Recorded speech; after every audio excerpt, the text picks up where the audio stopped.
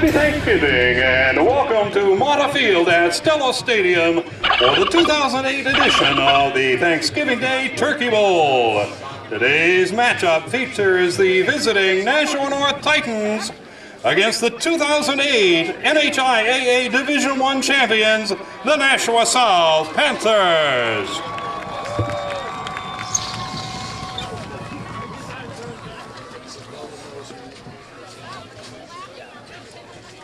Ladies and gentlemen, I'd call your attention to the 50-yard line where the captains of both football teams and Pastor Odie from the Good Shepherd Episcopal Church in Nashua are meeting.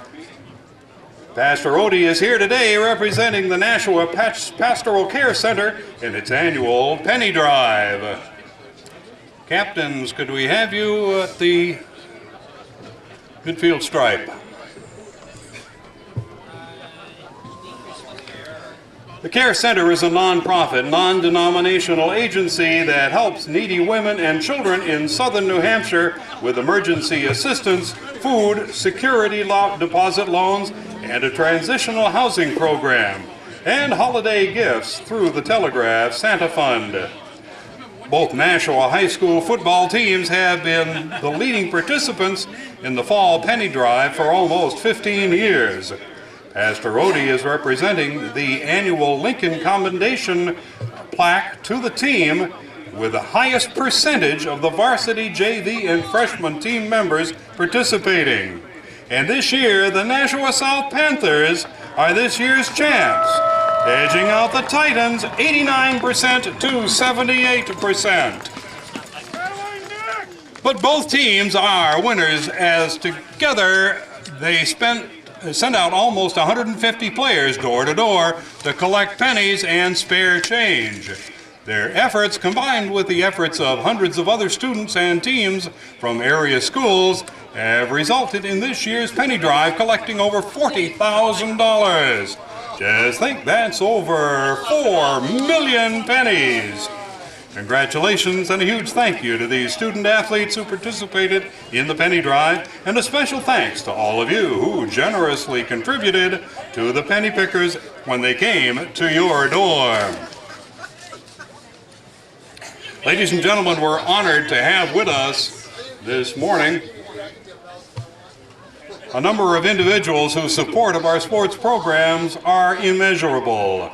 Let's welcome the mayor of the city of Nashua, Donnelly Lozo, and Steve Bolton, the aldermanic president. Is Chris Hottle here? Chris Hottle, superintendent of schools. Mr. David Ryan, principal of our visiting Nashua High School North. And Mrs. Jennifer Susing, principal of our host today, Nashua High School South. And our Nashua High School Athletic Director, Mr. Peter Casey. And now, ladies and gentlemen, we're proud to introduce your Nashua North Titan football team. For many of our players on both sides of the field, today is the last day they'll be suiting up for their alma mater. Let's recognize our seniors first for the visiting Titans. In alphabetical order, number 64, Jacob Bollier. Number 63, Corey Bennett. Number 33, Michael Bucci. Number 52, Michael Carasone. Number 3, James Cassin Reed. Number 44, Sean Coughlin. Number 68, Gustavo Esquivel. Number 12, Nick Guest. Number 25, Wilbert Horn. Number 77, Graham Lowenthal. Number 54, Tom McKillop. Number 41, Rob Miller. Number 61, Brandon Pack. Number 18, Brian Pelletier. Number 74, Matthew Petz. Number 79, Joshua Pinzon. Number 47, Adam Roberts.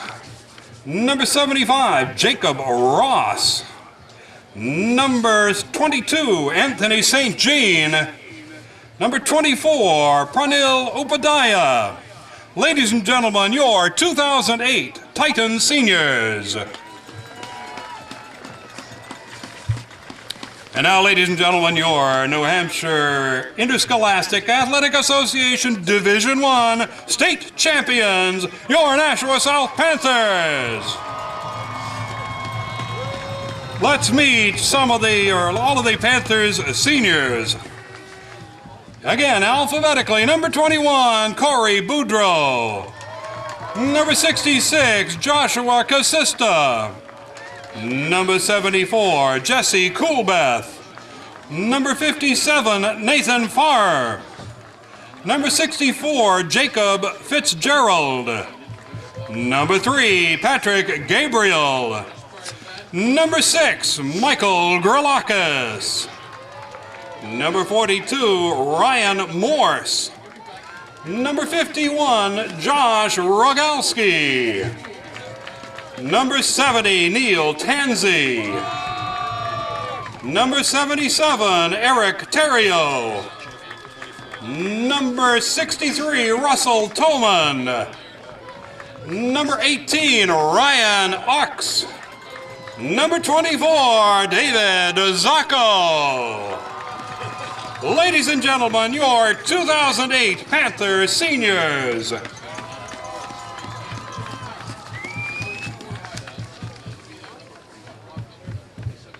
I'd call your attention now still to the 50-yard line, where the officials will now meet with both team captains for the toss of the coin to determine who will kick off and who will receive.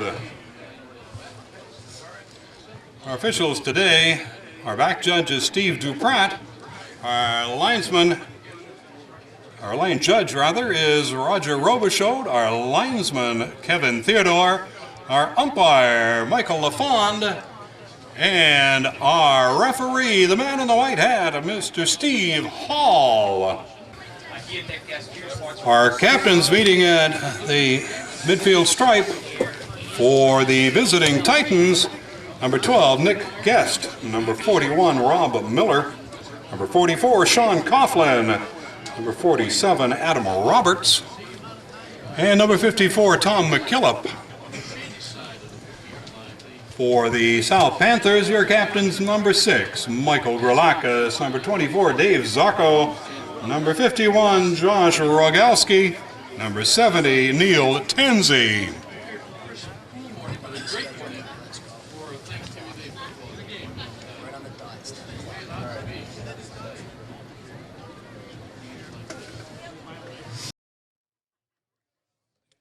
Referees got me back, no, 10:03. That's supposed to be 10:03, so these guys... I'm not jumping off of somebody's back.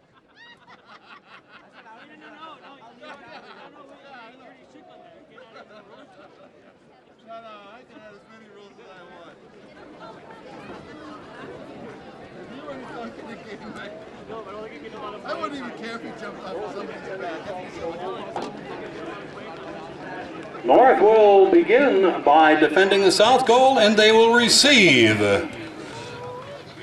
South will defend the North goal, and they will kick off.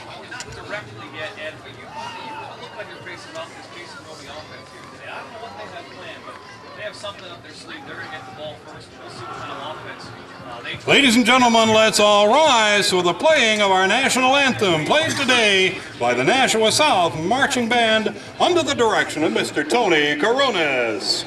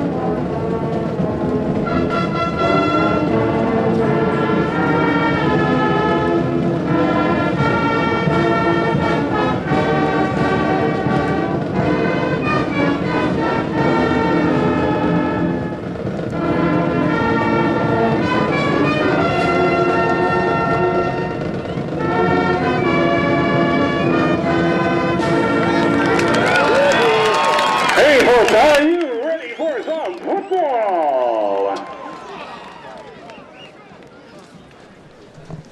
Good afternoon and happy Thanksgiving, everybody. I'm John Collins along with Tom King of the Nashua Telegraph. Welcome to Nashua's ETV, Channel 99's broadcast of the annual Turkey Bowl game live from Stellos Stadium. If it's afternoon, we're late for dinner. The first mistake of the day is out of the way. I also had my first big belch of the day. Unfortunately, it was off air. Diet Coke and bananas. The mistake really wouldn't be saying good afternoon on the air. The mistake would be being late for dinner. No, that's right. The mistake. Keep people waiting. And, right, exactly. Sometimes when you work in the journalism industry, that's a fact of life because you might have to do some work after the game, as Tom King will be doing after this one. Well, we're just about set to kick off here. Our executive producer, Pete Johnson, standing by. We are also glad it's a nicer weather day than the last time that we were here. It's the Nashua High South State Champions kicking off to the Titans. Ball fielded at about the 25, a run back at maybe 8, and it'll be 1st and 10. The Titans start on offense this morning. Well, this is a game, John, where you just wonder how things will play out. Will Nashua South have that title game hangover? Will Nashua North be able to make the adjustments from the first time these two teams played, a 34-14 South win with David Zacco? I mean, I don't know how you can adjust to trying to stop David Zacco, but North, getting the ball first, that just keeps the ball out of Zacco's hands for the time being. So Nick Guest in the shotgun at quarterback for the Titans hands it off up the middle. That is Sean Coughlin, the senior running back up the middle. Maybe a gain of 3. We'll call it 2nd and 7 for the Titans. And according to what I read, Coach Knight said that we will be ready to play on Thursday. What he told you. Yeah, Scott's going to have his team ready to play. He'll be ready to coach. We'll see if they're ready to play exactly on the field here. 2nd and 7. Guest again in the shotgun. He backs up, 3-step drop, looks to pass, heavy pressure, steps up. He's tripped up from behind and tackled just shy of the line of scrimmage. I believe that'll go as a sack. A loss of a yard on the play. I asked Scott Knight who's going to be the one that's going to put pressure on Nick Guest, and he said Mike Grillakis is going to be the man, and Grillakis was right there to trip him up from behind. Excellent defensive play on the backside pursuit. So it's a 3rd and long right away. We're just underway in the Turkey Bowl here. Nashua South against Nashua North on the Mottafield turf at Stellos Stadium. Shotgun snap hit by 2 players as he lets it go deep down the field and incomplete. Guest's pass was intended for Andre Williams, and it was overthrown, but he had to get rid of it early. That was the key. Nick Guest, John, is the difference between the last 2 North teams and the one we see here today. He's developed in this spread offense very well. A lot of the players that are leaving this North program wish they had another year in it, and so did the coaching staff, because it would be that much more perfected. But Guest is the guy who makes the Titan offense go. He just needs somebody open because he can get it to them. The punt by number 87, Anthony Goodice, is going to plop right there and stay at the 45-yard line. 1st and 10, the Nashua South Purple Panthers, the state champions, who defeated who did they defeat in the championship They defeated game? Pinkerton Academy in overtime, 33-32. In a classic championship game. That's right. We didn't get to call that one because we were calling the BG game. It was, we saw a good game ourselves, 14-7, but it was nowhere near, I think, as good as that game was between South and Pinkerton. That was an amazing story after that was done. 33-32. Shotgun snap. And the handoff is to Haskell, number 20, running wide right. He turns the corner. He's got a 1st down and more. He's out of bounds after about a 15-yard gain. They'll mark it at the 40 of the Titans. And first play from scrimmage, very successful there for the Purple. Well, Nick Haskell, he's the other kid they look at that can carry some of the load, and he's going to be asked to do that a lot next year. He gains 12 yards on that carry. But he is somebody that they will probably try to get going and, to soften the blow from when Zacco graduates. Zacco, one of the best players in the history of the program. Well, it's quite a statement, but you know what? I don't think I disagree with it. You can't. How could you? You couldn't disagree with that. 6'2" senior. Where's he going next? That's the question, John. No one knows, Shotgun including snap. David Zacco. Farkas backs up, plenty of time to throw it down the left sideline deep. It's got plenty of air under it, and it is just thrown to the right of number 20, Nick Haskell. Always tough when you have two receivers in the same area. I think it's real because that creates more defenders, more of a crowd, and it's tough for the receiver, John, to find his stride. As you had Haskell there, and you also had Matt Valcourt, and neither one of them were afraid to go full speed because they didn't want to run into each other. Yeah, for any one of them to make a last-minute adjustment and go for the ball, it's almost like they feel like they have to call for it. That's Kelly, and he's got the left slot. Corey Boudreau. Getting ahead of myself with Kelly. I know he's another dynamic offensive player for the South. And he's one they lose as well. They lose some good players. Down to the 37, he got about 3 yards. It's going to be 3rd and 4, or 4th and 4 rather. So it looks like the Panthers are going to punt. I don't know if I'd punt here. You know, I think they've got a good shot at trying to do something. Playing by the book here early in this Turkey Bowl. The run back is number 27, Jamar Gathright, and he is back to about the 12.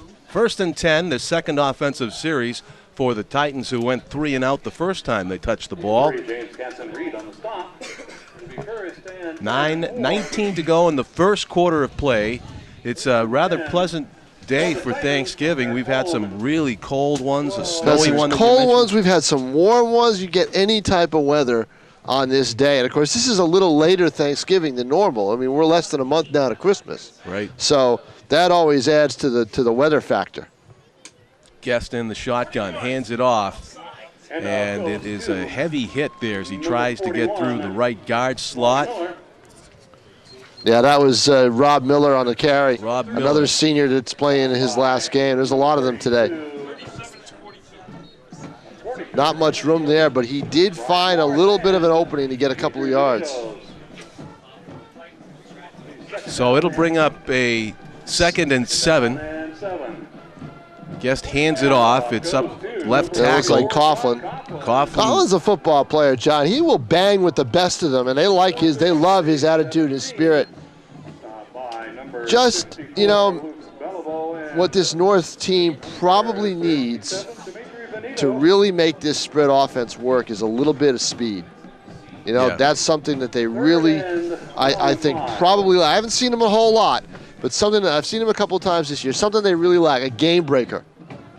Guest is probably one of the kids who can do it with his legs, but they need him to throw the ball in this offense. Guest steps up in the pocket, dumps it off short of his intended receiver, Trevor Rancourt. Yeah, I think Nick Guest felt footsteps and let that ball go before Rancourt was ready to catch it. South is going to put some pressure on him. Saw, heard, and felt footsteps. He was under heavy pressure.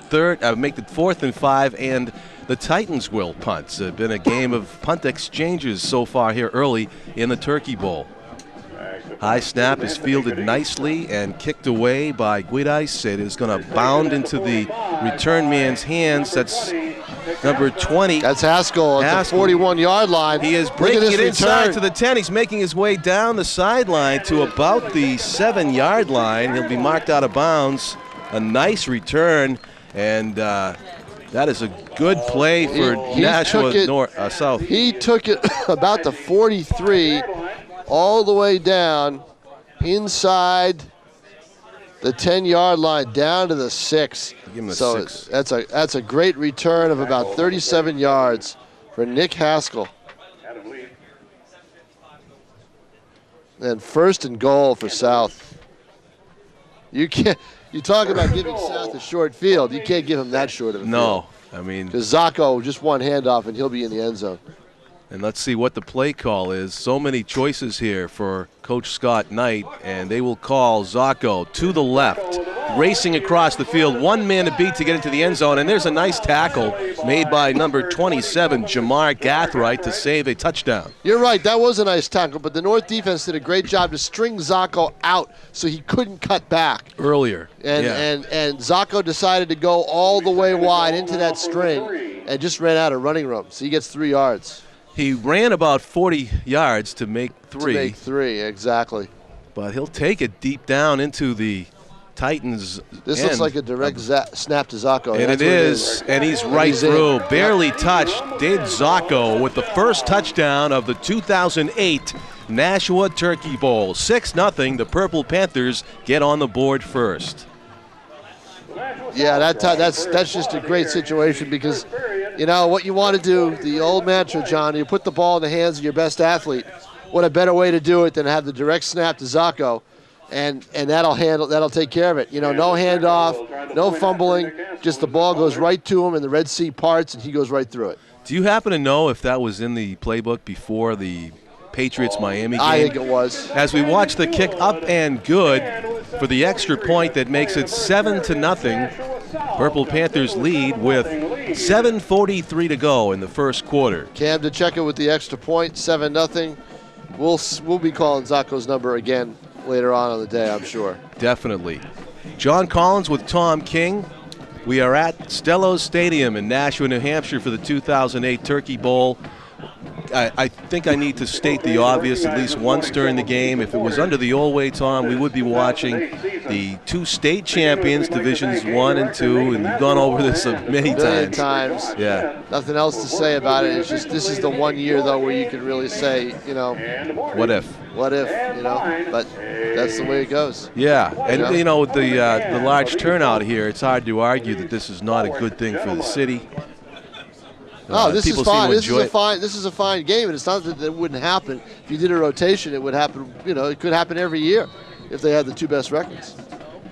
That's right, out of the 3. Yeah, you that know, was your proposal. That's what you could do. There's a ground ball punt that's fielded nicely like a shortstop by Pranil Upadhyaya. Oh, John, I love it. You stick with the play-by-play, buddy. I'll do the color.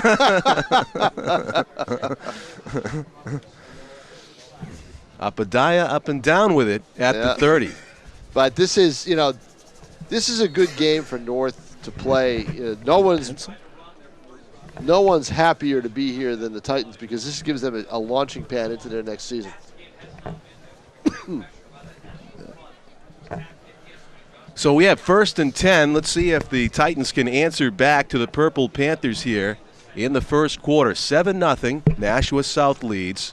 Guest in the shotguns. 2 running backs flanking him on either side. He'll hand off to one of them. Coughlin. Yep. The senior bangs it up to the left tackle area, but not much of a gain there. Maybe 1. Yeah, this was the problem the last time these 2 teams played. Besides Zacco being all over the field, North just wasn't able to generate a lot of offense. Gain of 2, correction. And, you know, when the 2 programs first split, that was the problem with both teams. Neither one of them had much offense. So you really had to take advantage of all your opportunities. Offensive lineman moves early for Titans, and they'll get penalized 5 yards, so that'll make their task even more difficult here. Yeah, 2nd and 12 probably all the way back to the 27-yard line.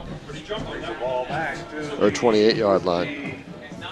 You know, this is the one thing North can really not handle today are penalties.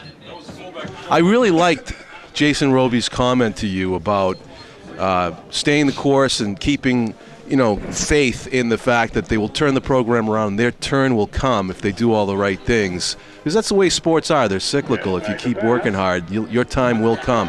But no, it won't be on this play. It won't be on. Yeah. Nick Guest's time was running out on that play, John. I just think that they need, you know, they've got their off. They ripped up the offensive package and they put a new one in this year, and I think that's something that they'll all have to get used to.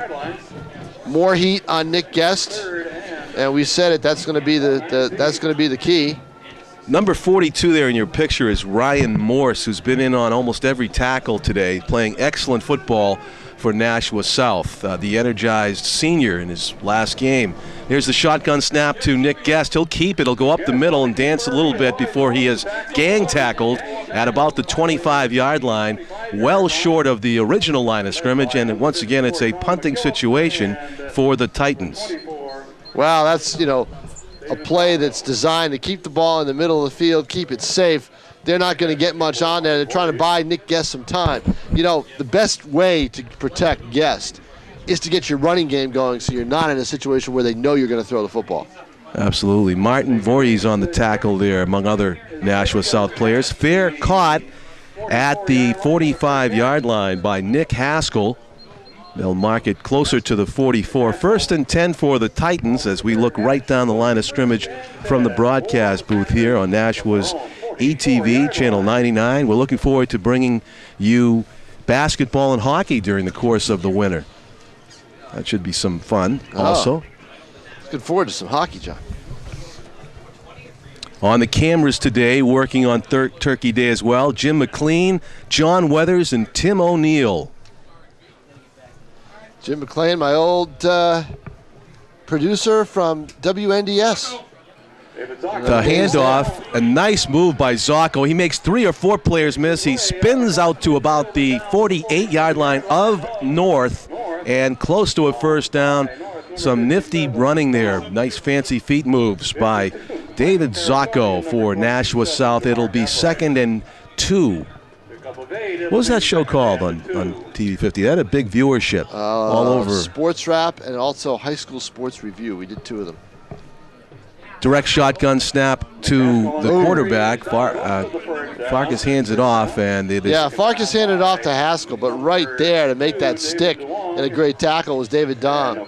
And they will call it inches short of the first down. 3rd and short for Nashua South. Yeah, 3rd and 1. The handoff. And there's the move by Zacco that gets him the first down. He plows ahead to the 40-yard line. Plenty of yardage for the first down. David Zacco moves the chains along with his blockers. So South sticking to the running game very effectively here in the first quarter of the Turkey Bowl. 4:40 to go. 7-0. Nashua South leads North. And it's a quick offense, John. No huddle at the spread offense. And they're going to go right for it and just keep North back on their heels. A nice fake. A good read on the pass play to the right by number 3, James Casson-Reed for North. Had that ball been thrown accurately, he might have had a chance for an interception. He would have had a chance. And Jason Roby right out there to congratulate his defense because they just played their keys so well. I'm going to give a little credit here. I'm going to say that Farkas overthrew that ball on purpose.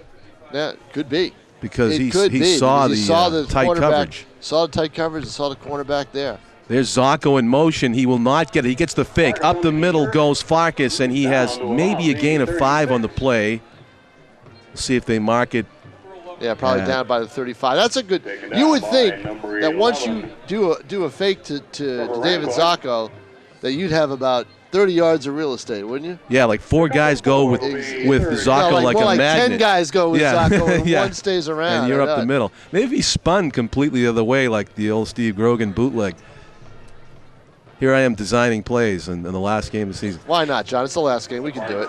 The slant in on what appeared to be a receiver screen pass goes off the fingertips of number 10, Matt Valcourt. Difficult pass to handle. Valcourt had some room. Had he caught that ball with a burst of speed, he could have been gone. He might have been looking up the field just a fraction before he caught it. It was a difficult pass to handle. It'll bring up 4th down and 6. So Nashua South presented with a make it or lose the football situation here.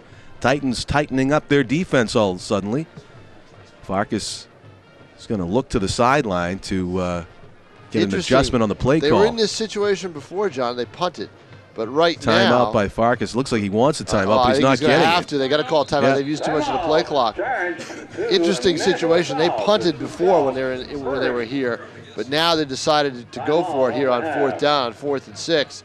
You know what they do is, you've done a lot more of these South games than I have. They do the cue cards to play. Yeah. And Farkas evidently thought another play was called and looked back at the cards and wasn't quite sure if that was the play they wanted. So now they're huddling up right now with Scott Knight and the assistant coaches and going over exactly what they want to call here. Because you've got a 4th down play. You imagine Zacco's going to get the ball in his hand somewhere. It looks like it's probably they were looking to have a pass and use Zacco as a receiver. That's what my guess is that you're going to see on this play. Trying to clear out some room for Zacco. Yeah. Clear it out. Have all the receivers go one way and have Zocco be alone in the flat, and maybe and get the ball to him that way. Now, if I videotape those cue cards, you think I could break the code? I wonder. We should spend a year trying it. Don't you think? I think we could put our best people on it at The only Nashua problem North. is they're the home team, so we're behind them. We don't know what That's right. We don't know what those numbers are. Yeah. So an exciting 4th and 6 here early in the Turkey Bowl. Let's see if South can make it and hang on to possession of the football.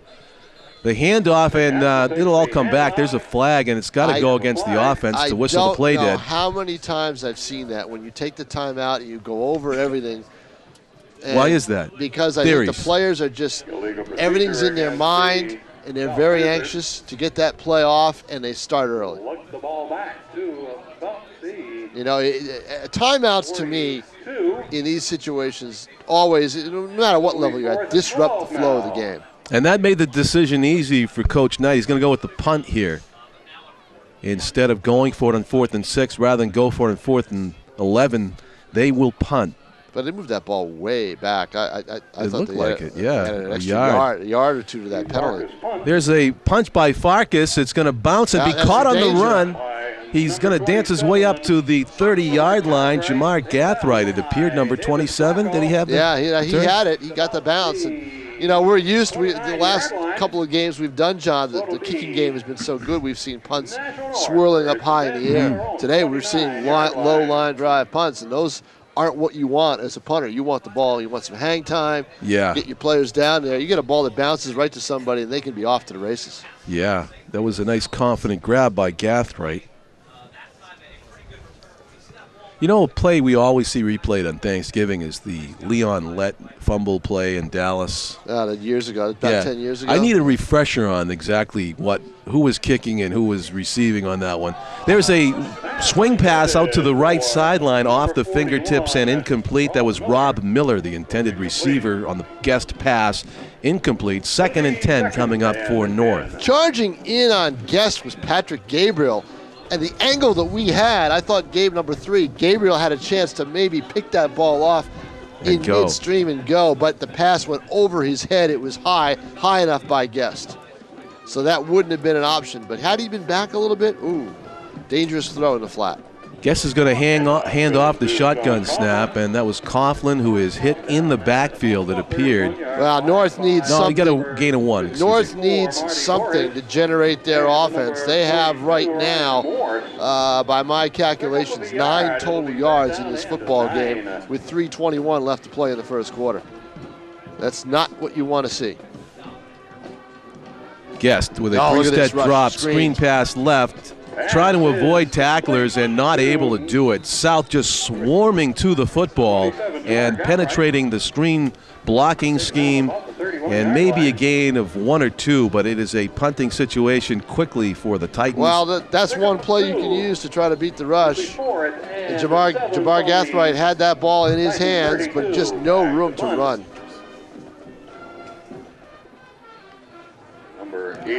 The punt by Guidice is going to come down near midfield and bounce to about the 50.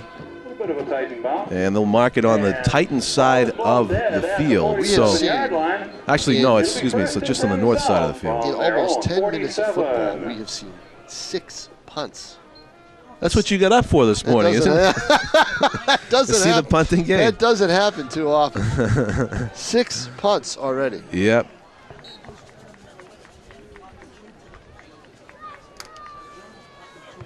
And South, John, has been working with a short field.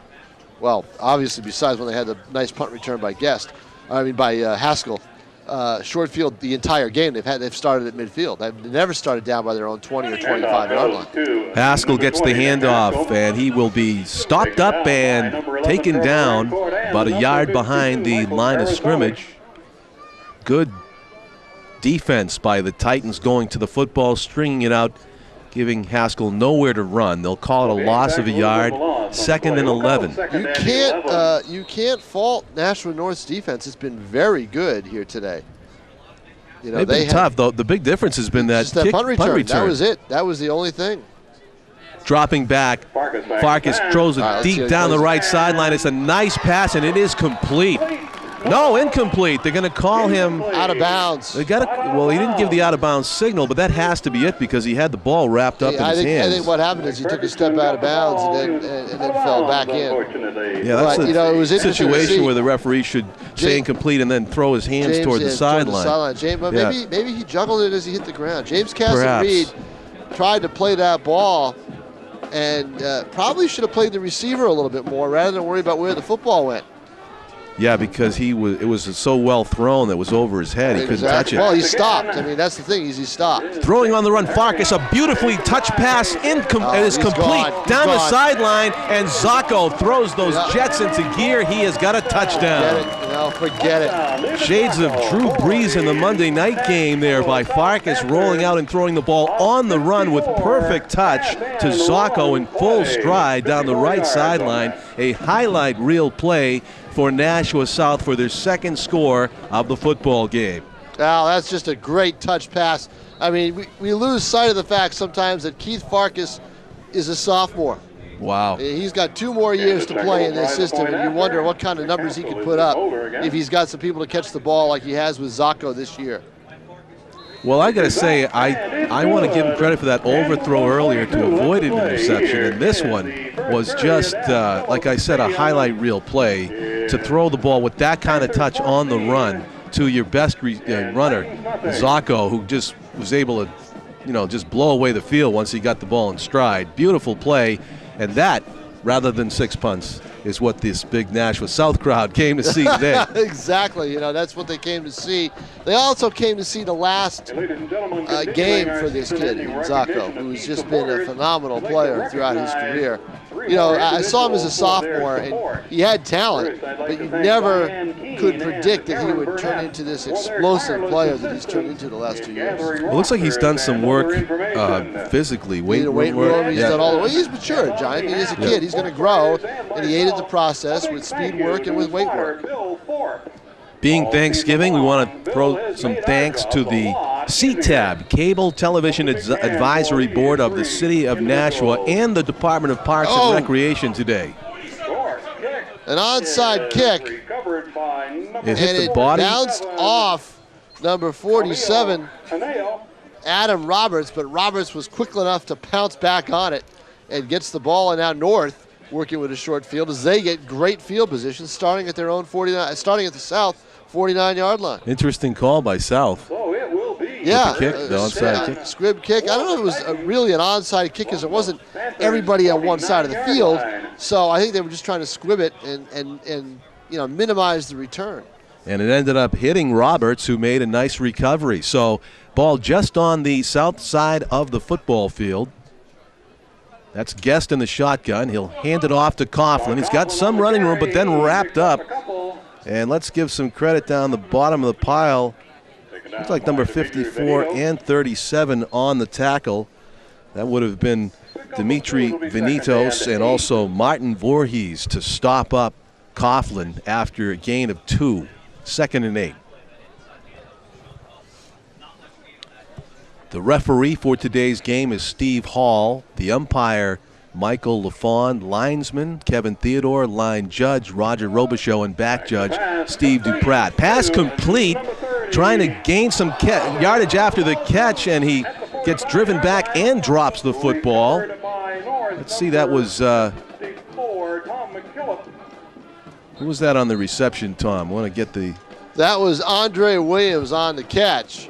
And shaken up on the play. What Williams did was he caught the ball around the 42, 43-yard line and then made the mistake of a lot of receivers make of running backwards. Yes. Chris Thistle shaken up, number 44 for Nashua on the play. So basically a gain of only 1 on that pass play that was wide open. So now it's going to set up a third and 7 from the 46-yard line.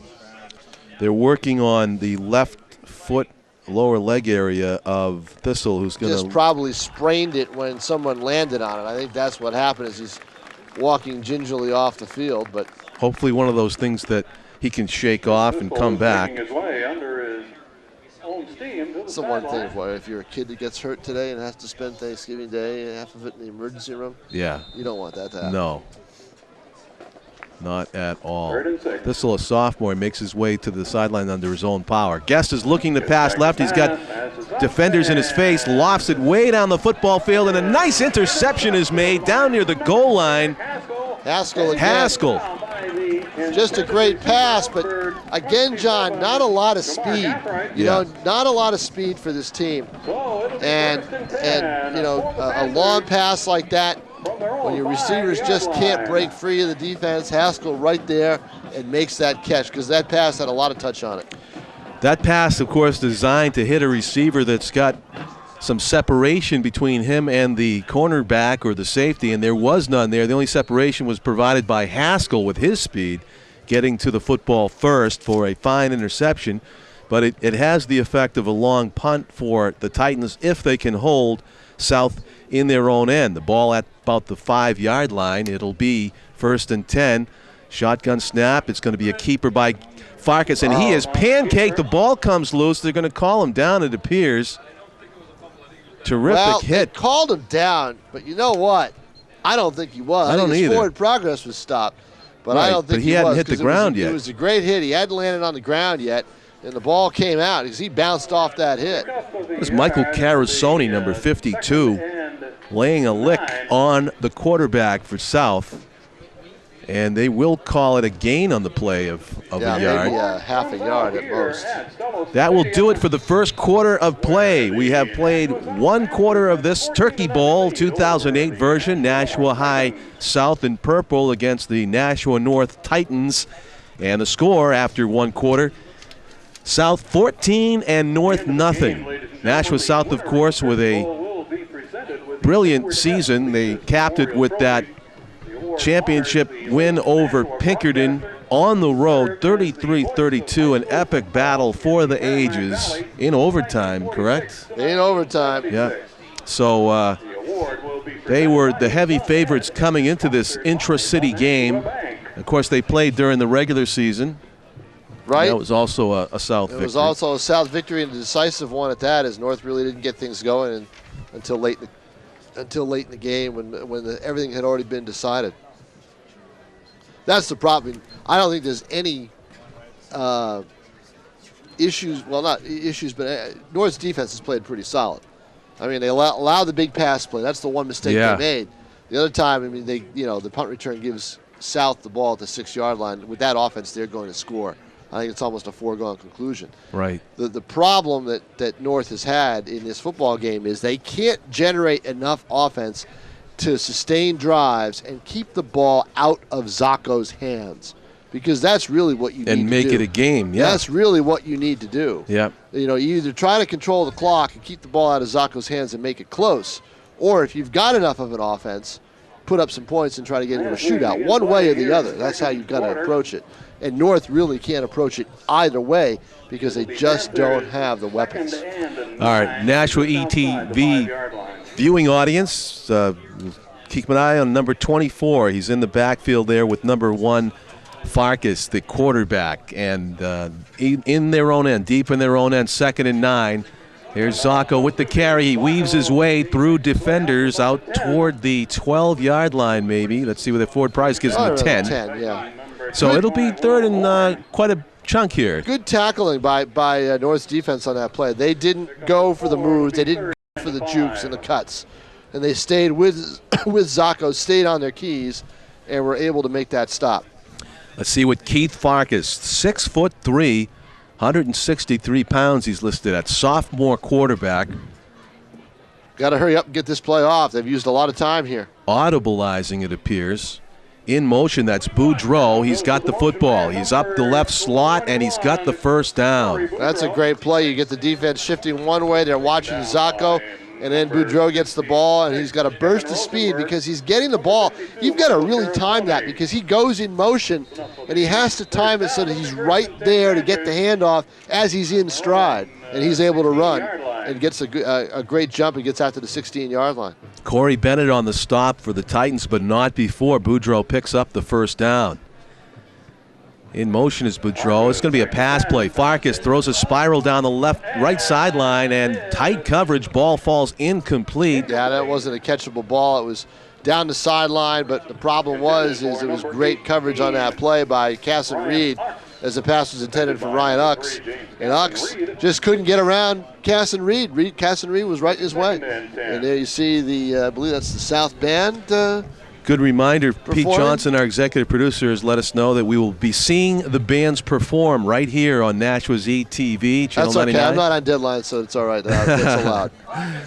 At halftime, Farkas on the keeper. Not much there as he tried to follow his block around left tackle. Good penetration by the Titans defense, and the official will down it at about the 12. Well, let's see if North can get a stop here. It's a 3rd down and 9, and they could, if they could get a stop and pin South deep, get some good field position to start the, early here in the second quarter. That's the 17-yard line. I got my lines mixed up. Fake handoff, Wide rolling open to the area. left. Nice misdirection pass complete down the right sideline and running loose.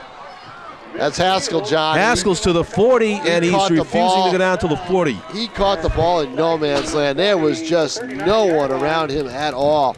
And he had all sorts of real estate in front of him.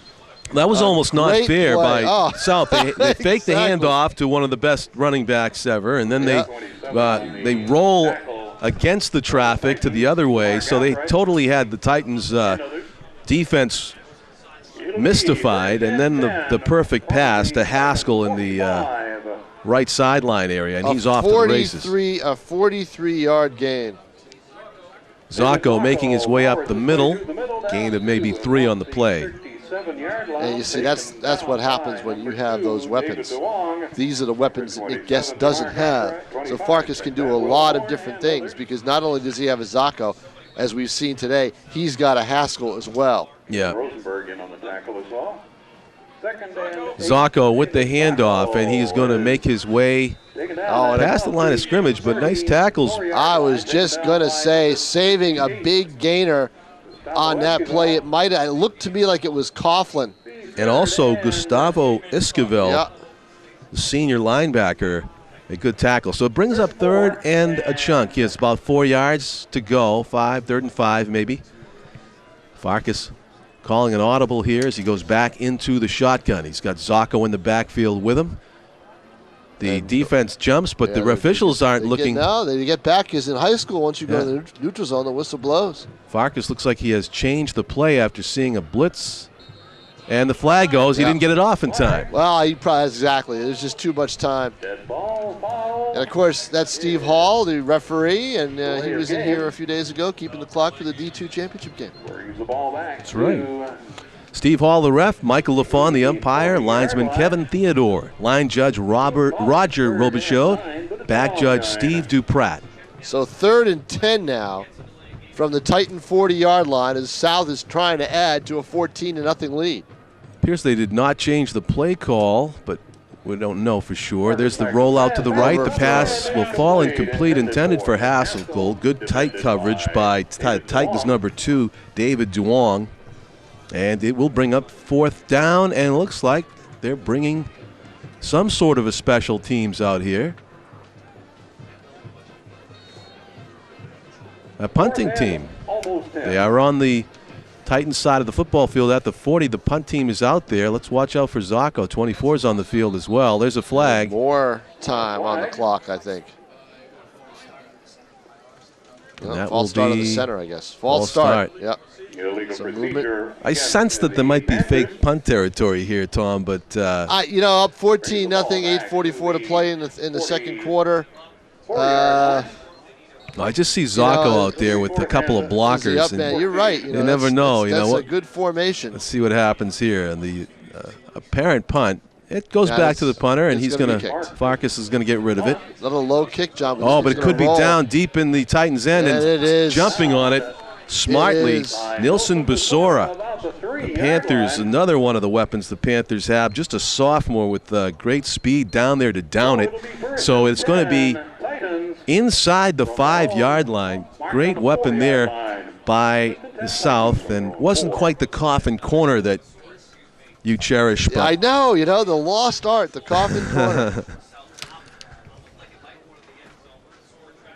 One year, Patriots had a punter. It was early in the Bill Parcells era, and he dressed right in the corner of the locker room, right when you walked in the old Foxborough Stadium, and he had an awful day.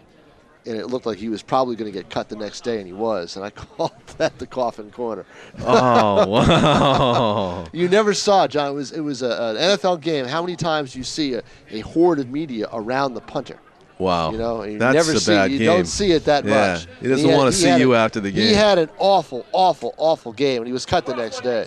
There's a run up the middle and gain. Coughlin, he gets over the 5 out to maybe about the 6 or 7 yard line. Trying to get some breathing room for his team. Yep. 8:20 to go in the first half. Get that breakout run. Right, or breakout play of any kind. Yep. 14-0 South, enjoying a commanding 14-0 lead, and I say that because the Titans haven't shown that they can score, and if time continues to go on. 17 total yards in this football game. Very frustrating day so far in offense. Guest has got a 2-step drop. He fires it to the right. It's complete, and out to the first down and more. A pass completion to number 30 for the Titans, and that's Andre Williams with the fine catch and run after the catch. Yeah, this time Williams didn't run backwards. He went stride for stride, straight ahead, and gets out near to the 20-yard line. Nice bullet pass by Guest to pick up the first down. So it's first one of the day. Big play for the north side. There's Coughlin. No, it's a keeper. Guest has yardage. He's out toward the 30 and close to a first down. So a nicely designed play left Guest one-on-one with Haskell. And it was nearly a first down carry. On first down, it'll be 2nd and 1. Yeah, an 8-yard gain. He's got a long one to go, but just a good, well-designed play. Again, I think Guest is the guy you really want the ball. His hands on the ball an awful lot. Guest in the shotgun will hand it off. And Coughlin's up the middle. He's got the first down. He's about to the 34 as he powers his way.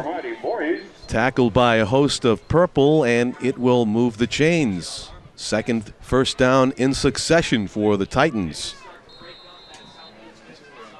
7 minutes to go in the first half.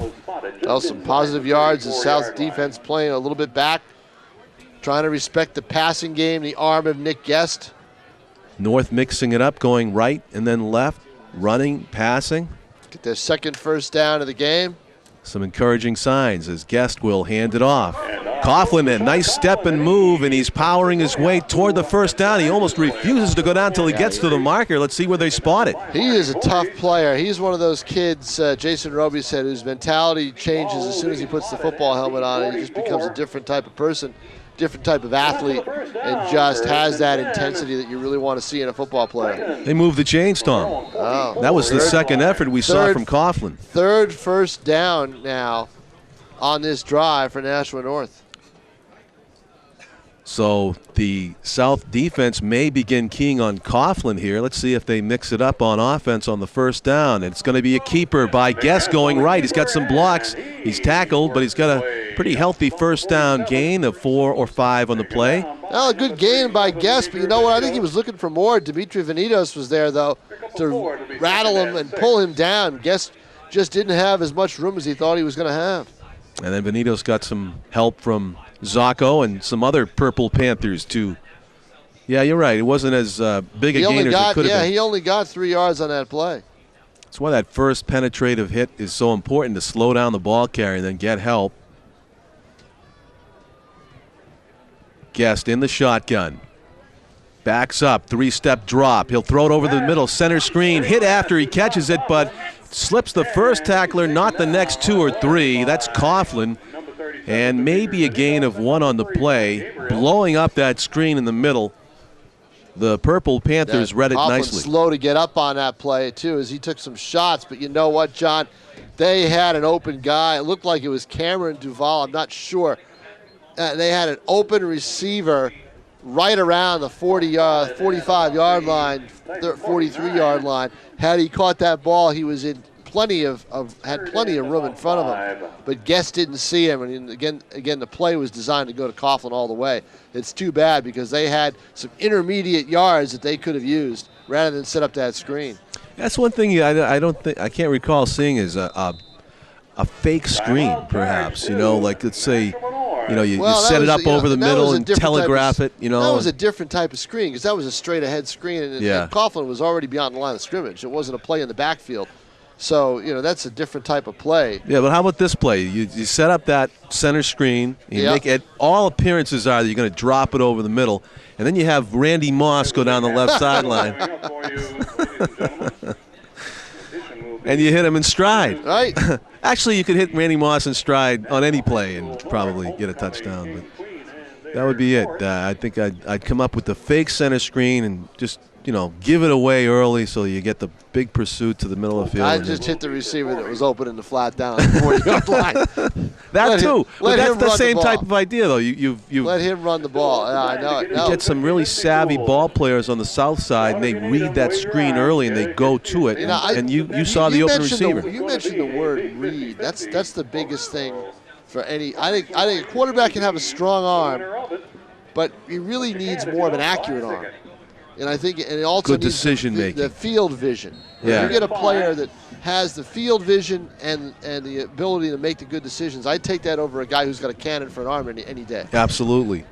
There's a pass over to the right sideline. Had a man overthrown that time. I think Guest didn't really zero in on his target I enough. don't think he zeroed in, but I also think they probably would have liked Andre Williams to make more of a break and go after that football. Yeah, I think the timing would have been better if Williams had made more of a stronger move toward the sideline. You're absolutely right. Punting situation for the Titans. Punting will be number 87, Anthony Goodis. Too bad. They had the ball. They had a great drive going, got the ball to midfield, and then it just stalled because North really was defending the pass very well. Goodis lets it go from about the 40. It's going to bounce down in the South Territory and goes out of bounds at the 25-yard line. 1st and 10. 4.5 minutes to go in the first half of the 2008 Turkey Bowl. We're at Stellos Stadium. I'm John King, along with Tom King of the Nashua Telegraph. Did I say I'm Tom King? You said you're John King. Are we related? I'm John King. John Collins. Wow. Does that mean I got to have you over to my house today? Come on. Oh, my gosh. I'm not prepared for that. When did I come up with that? I know John King of CNN. I went to high school with him. And really? I've never called myself John King, that's for sure, before this. But, you just want to be related to me. Zacco wrestling his way free down the left sideline, and now he's putting on the Jets, and he's got one man to beat, and he does so. He's still on his feet, out of bounds, ran however. Out of real estate. That's the only thing that stopped a touchdown. A classic David Zacco run. You just put that in the videotape and show it to a college coach. This is what this kid can do. He had 3 or 4 jerseys, white jerseys on him. He can duck, he can spin, he can move, get away from it, and then get that burst of speed and get a long gainer like that. Huge gain on what should have been a very short one because he wrestled free of the defenders and broke down the left sideline. A 42-yard gain for David Zacco. There's the direct snap to the quarterback, and he hands it off. Flag is coming late behind the play. Might be a hold on that play. I'm not sure. The handoff went to Corey Boudreau. And you're right. It's a hold against Nashua. It's right about the spot of the handoff. King of all crowd estimates, what would you say for today? Oh, boy. That's a tough one. A skill honed from years of Holman Stadium appearances. I would say we're probably going to go close to 2,800, maybe 3. The stands, there's plenty of seats still remain. Good seats are still available. Let's put it that way. Well, this broadcast has cut down on the attendance. I know I would be staying home and listening to the analysis of Tom King. There's the penalty marked off against. A lot of people standing around too. So we'll go with the 3,000. With the 3,000 estimate. Right, because there's a lot of people on the ends. A lot of people milling around. It's a social event. It is a social event. Always has been. Well, it's a David Zacco breakout run for a first down away right here. 1st and about 20. Ball close to midfield. Let's see what South comes up for a play call here. Vargas calling signals. He's got Haskell in motion. Haskell's going to throw it. Now he's going to pull it down and run it. He's to the 45, and he's hit hard and driven out of bounds. Gain of maybe 3 on the play.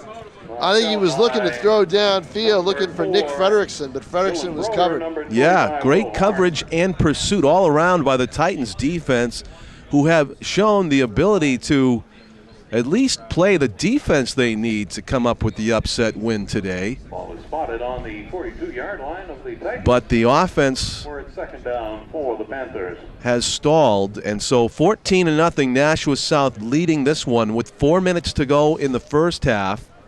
I just love these cue cards. I really do. Yeah. I really do. We can see them in the bottom of your screen. What's that Zitko sign mean? I know. Exactly. Does that mean go deep? The triangle? I don't know. Sacco with the carry, wow. and great sticks by the Nashua Titans It defense. took 3 guys, but they were all there. That's about right. 4 guys to bring Zacco Yeah, down. 56 was the main guy, Yeah. Kevin Rosenberg. Excellent. He's a junior. He'll be back next year. That's what you call stuffing the run there for the Titans. So And it's they going to be gave Zacco third a and generous about yard. 18 to go. Ball spotted third- at the 41. 3rd and about 9 from the 41-yard line. Rolling to his left and throwing it, and it's almost picked off. Whoa. So 21, Corey Boudreaux. incomplete pass. Again, great coverage by the Titans. I'm sorry, you're right. It was 3rd and 9. Yeah, with those penalties, I forgot the were just 10 trying yard. to. I forgot the 10-yard Right. penalty. So between the penalties and the great defensive rising up there by the Titans, Can't fault the Titan defense in this football no, game. they're keeping them in the game, and Right. they need a score. 3:27 to play here. In the It would be first half. tremendous if the Titans could take this ball and score before the end of the first half. Farkas's kick is a low liner. It's going to bounce out of bounds, and it turns into a brilliant kick down at the 9 by the officials. They mark it out of bounds, so it'll be 1st and 10. The Titans, again, pinned in their own end. Not only are they having trouble just moving the football in general on offense, but they're having trouble getting out of their own end as the Panthers, again, pin them deep with the punt. 14-0 here, 3:20 to go in the first half. Again, boy, North's got to be saying, we're playing good defense, so what do we have to do Yeah. to get good field position to start a drive somewhere around midfield? Looks like they had a play called on the sideline as the players know just where to position themselves as they sprint onto the field. We're up to 9 punts in this football game, John. I don't know what the over-under was on the punts. Or what the record might be. There's a carry up the middle by Coughlin. It's a rugby scrum, but he does get a gain on the play.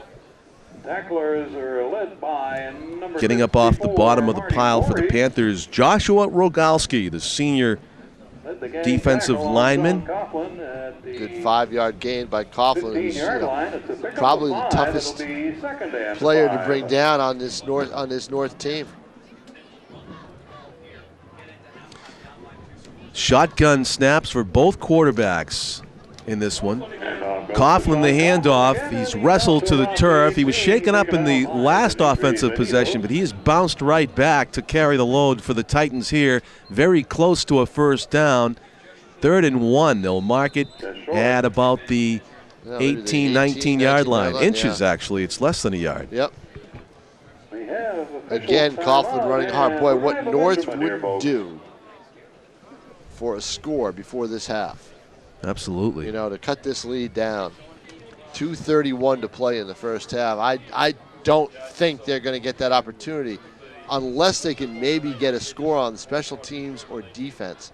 They just have had to start too deep in their own territory to be able to sustain anything. Yeah, about a half a yard. Short Half a guy, yard. about So 4 inches. it's a 3rd and short and a goal line situation, just about the defense you expect to see from the Panthers here. Let's see what the play call is by the Titans. They've been having some success by handing the football off to Coughlin, so they'll definitely be keying on him. Could be a sneak also by Guest. We'll see what they call. Third down. They carefully place the football down. Just give the ball to Coughlin and have him run straight ahead. And as you said, the the difficulty, if and when they do make the first down, they still have 75 yards to go. More than that, 80 yards. And only 2.5 minutes to do it before the end of the first half, and not having shown the ability to throw it deep down the field, although Guest has been effective with the short, tight passes. But the first task at hand is to get this first down. And it's right up the middle, and heavy penetration by the South. Don't like that play at all. I don't know why. You start a running play when you only have a half a yard to go, and you start a running play 5-6 yards behind the line of scrimmage and add to what the runner has to do. I just don't agree with that call at all. So they lose another half yard on the play. More than that, John. He lost a full yard, probably almost 2. So now they have to punt the ball. You would that think. Was just you just want to keep the ball in the hands of your offense. I mean, you don't need a big gainer. You just need your running back to get you a half a yard over the stripe so that you can get a first down and run the clock out and go in down 2 scores. Now you have to punt the ball. Now you have to give the ball to David Zacco again. Put it back in his hands anywhere on the field. You set a play up where your running back, even though he's got blockers in front of him, has to start from so deep behind the line of scrimmage. The pros do that as well. I never agree with it. You need a half a yard, get the ball, and just plunge ahead. Don't start too deep. I saw a really nice 4th and inches play call this week in the NFL. And Peyton Manning to Marvin Harrison in the slot for about 10 yards. I mean, that guy is just the best. But I bet he wasn't at his own 19-yard line. On third down right now. I bet he wasn't at his own 19-yard line. No, he wasn't, and it wasn't the Turkey Bowl, wasn't all the kind of pressure that goes with it. But it was basically a play that you do not game plan for if you're the defense on 4th and inches, to see the guy step back and just throw it over the pile to the open receiver. But it takes a lot of guts to do that. I think also the quarterback sneak was an option there. So again, just something. It's easy to second guess. Yeah, well, something fun. It was very easy to second guess that play. Yeah, I agree with you. It was a little deep behind the line to start. You're asking your running back to do too much in that situation, especially when you don't have that kind of speed and elusiveness. Radice with the punt. Low liner is going to bounce at the 40 and be fielded on the fly on one hop by Haskell. He gets to the 35-yard line, so they are positioned to get another score before the half. The Panthers, with all their weapons, have 1.5 minutes to go 35 yards. Yeah, 1:31 to play in the half. They're at the 35-yard line. This is not what Jason Roby wanted to see. He wanted to see his offense at least run out the clock. Right, into hopefully Panthers territory. Instead, Nashua South within striking distance with 90 seconds to go before halftime. They have a 14-0 lead, and they're looking to add to it. Farkas calling signals. Will hand it off to Armand McCray, who's around the left side and has got about a first down, and the Titans think they have it. Now, McCray lost the ball. The question is, did they call it down or not? Roby is just out on the field indicating our football with vigor, but the officials will not give it to him. In fact, they're going to move the chains and call it 1st and 10 at the 25-yard line. So very disappointed now is the North coaching staff. They thought they had a fumble on that play, and they can't challenge it. Yeah, that's right. They can't challenge it. No replay challenge allowed. Zacco dances around 3 defenders and makes his way past the line of scrimmage, past the 20. He turns nothing into 7. Oh, Sean Coughlin's got to be shaking his head as he was right there, arms spread, ready to make the tackle, and all of a sudden it's just as if David Zacco went poof and he was gone. Oh, I'm over here. Nope, I'm over there. Yeah, like that 10-pound turkey's going to go for you later today. That's gone in a heartbeat. Are you kidding me? No, the key is leftovers, John. That's the key to any Thanksgiving is the leftovers. Oh, that's good. It's not the original meal. It's the leftovers. That's it. So there's the timeout down on the field, a powwow for both teams. There's the Jason Roby emphatically talking about, maybe he's talking about knocking the ball loose, but talking to his defense here.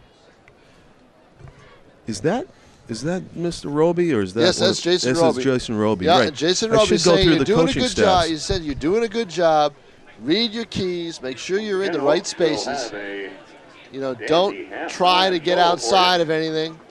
You're doing a great job containing. Keep it up. Don't worry about it. I can see my buddy Ron Welliver's on the North coaching Ronnie's staff. on the North coaching staff. I'm surprised he wasn't exiled to the press box today. I thought they'd try to get him off the sidelines and get him away. You know, why? Because he talks He can't too do much? any harm. You know? Oh man, Ducky Welliver, the longtime Nashua police officer and terrific coach. Seen him in action in baseball. Yeah, he is a good coach, no doubt about it. Here's a shotgun snap to Farkas. But don't tell him. Don't tell him I said that. Right? Okay.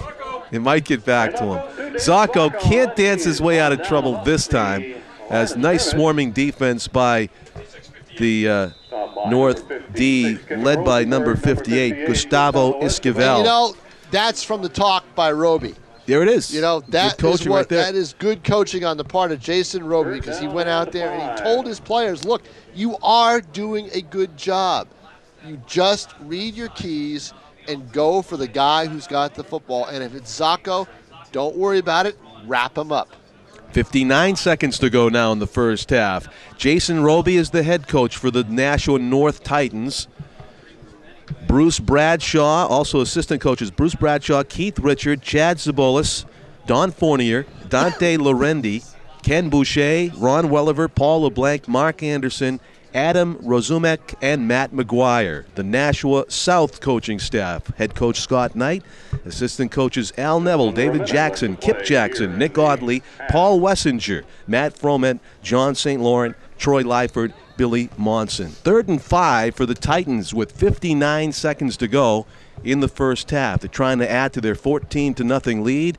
Farkas looks to pass right. He does. It is over the head of the intended receiver. Incomplete. It will bring up 4th and 5 in a field goal situation, Looks possibly. like it was for Ryan Ux, but if it was, James Casson Reed was going to be right there to make the tackle, because he had homed in on that play. He gave Ux a 5-yard cushion, 5 to 10-yard cushion to see where the play was going to go. Casson Reed has great recovery skills. He's got a little bit of speed, and he was able to move right in, and he would have been there to make the tackle had that been the case. And we've got a 38-yard field goal attempt here. The Cheka is the kicker. The holder is Haskell. The kick is low, and it will be no good. So it'll die right there. Is that returnable? No, it's not, I guess. So 51 seconds to go. It's the Titans football again after they come up with the defensive stop. Encouraging signs abound for the Titans coming into this game. Heavy underdogs. They have been able to show defensively. Well, He's saying it's a returnable play. He is saying that. He's going to run it all the way to the I'm the not end zone. so sure it Casson isn't. Reed. I'm not so sure it isn't. You know, I mean, the ball was in the end zone. Well, the referees are saying that it's not. And It's not a returnable ball, but had the ball been blocked and the ball was behind the line of scrimmage, it's advanceable by the offense. Had anybody got a hand on it? Yeah, had anybody got a hand on it, it is advanceable. It's part of a well-rounded education here at Nashua High School. There will be a quiz in the later. NFL, I think it's returnable, but I think in high school football, it's not. So it will be 1st and 10 at the 20-yard line. And Casson Reed So it was a touchback, had wasn't his morning jog all the way down to the end zone. it? Yeah, and you know, if you can run like that, it's a joy anyway. So let's see if that's a precursor to what happens here. Guest hangs on to it, and he will be downed at about the 22-yard line. Nicholas Guest, senior quarterback, number 12 for the Titans. And all they need to do is just run this clock out. 29 seconds to play here in the half. Be content. Go into the locker room down 2 scores.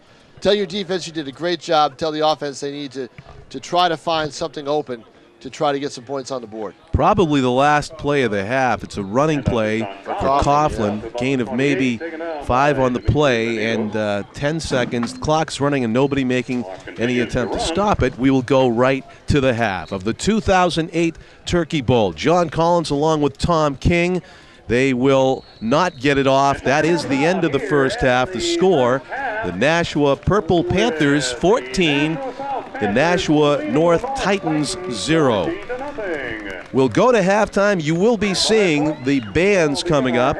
Nashua High North and Nashua High South bands in action here on the Mata Field turf at Stellos Stadium. Also, the homecoming King, Queen, and Courts will be down on the field at the half.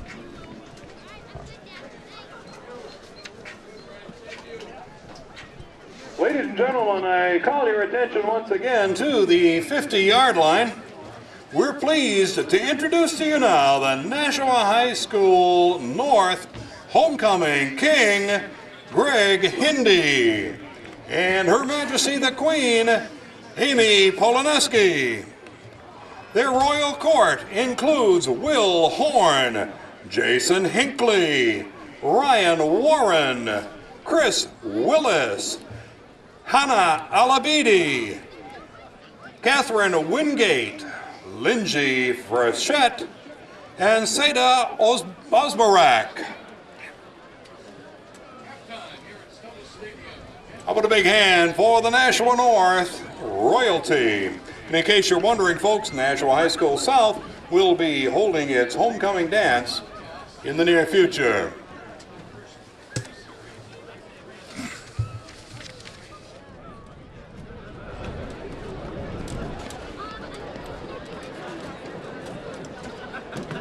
Ladies and gentlemen, now entering onto the field is the Nashua High School North Titan Marching Band and Color Guard.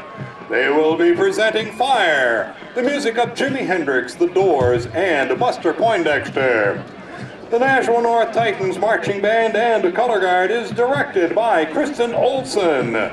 Drill design is by Carrie Swift. The drill instructors, Anthony Montetion, Carrie, and Kevin Swift. The drill instructor is David Friend, and the color guard instructor, Christina Peterson. On the field, the Titans are directed by drum majors Alex Eicher and Hillary Erb. Color guard co-captains are Devin Brazil and Nancy Forty. Now, ladies and gentlemen, enjoy your show.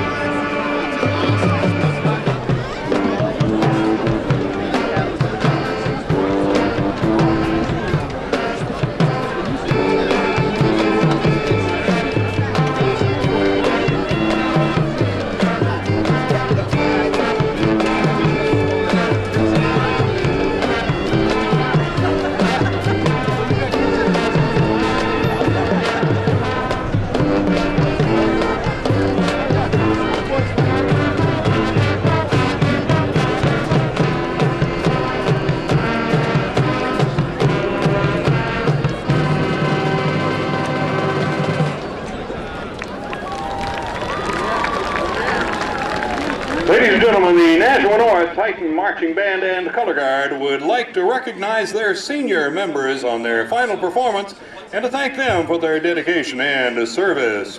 And seniors, please step forward and give us a wave as I introduce you. Matt Allard, Kristen Anderson, Matt Andrick, Nick DeClemente, Victoria Dobson, Danielle Duchesne, Zach Dunham, Alex Eicher, Samantha Emery, Hillary Erb, Ashley Fernandez, Nancy Forte, Emily Friend, Mike Gardner, Sean Justison, Katie Pulaski, Kristen Robert. Senior members of the Nashua North Titan Marching Band and Color Guard. Now back to our show.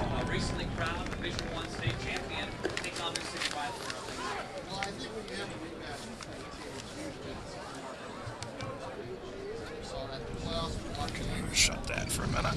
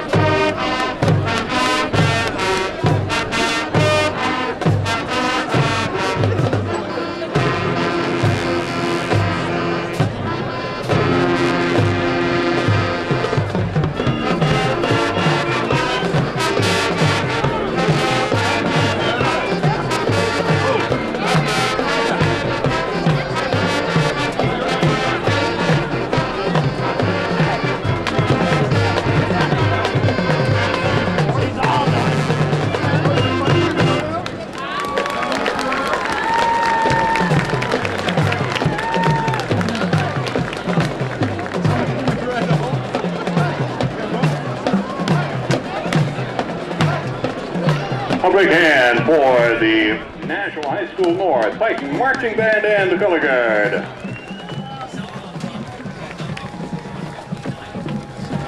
Now entering onto the field is the Nashua High School South Purple Panther Marching Band and the Color Guard. The band is under the direction of drum majors Hillary McCabe and Marjorie Caston and Color Guard Captain Danielle Guidry. The staff includes brass instructor Paul Santerre, percussion instructors Charles Davis and Kevin Gilchrist, drill design John Makowski, the pit instructor and student teacher Dave Saunders, and the band director for the Nashua South Purple Panthers is Tony Karunis. Nashua South will be performing music from West Side Story. Featuring songs tonight, America, Maria, Cool, and Jet Song. And now, please give a warm welcome to the Nashua High School South Purple Panther Marching Band and Color Guard.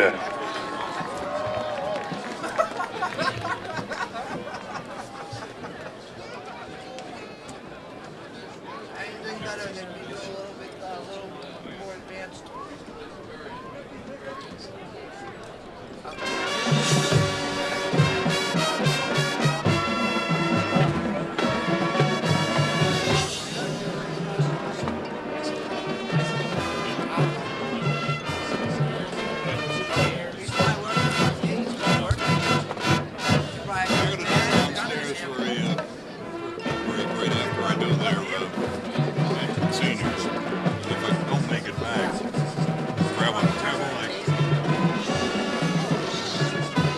That's the one, huh? No. First time out in the third period.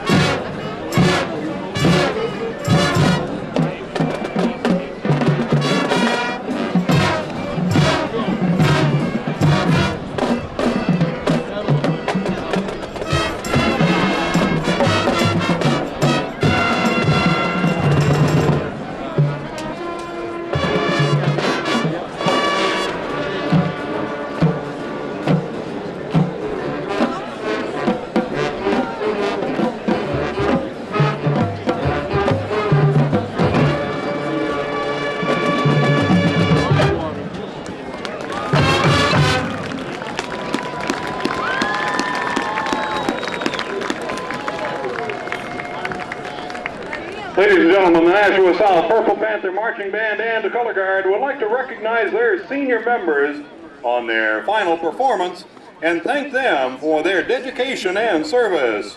Seniors, please step forward and give us a wave as I introduce you.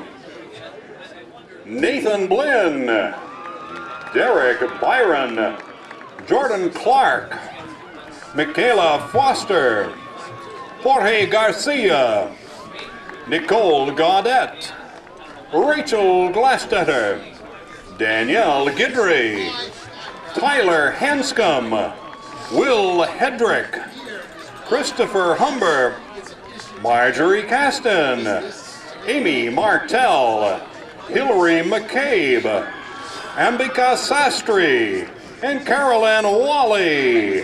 The Nashua South Purple Panther Marching Band and Color Guard seniors. And now back to our show.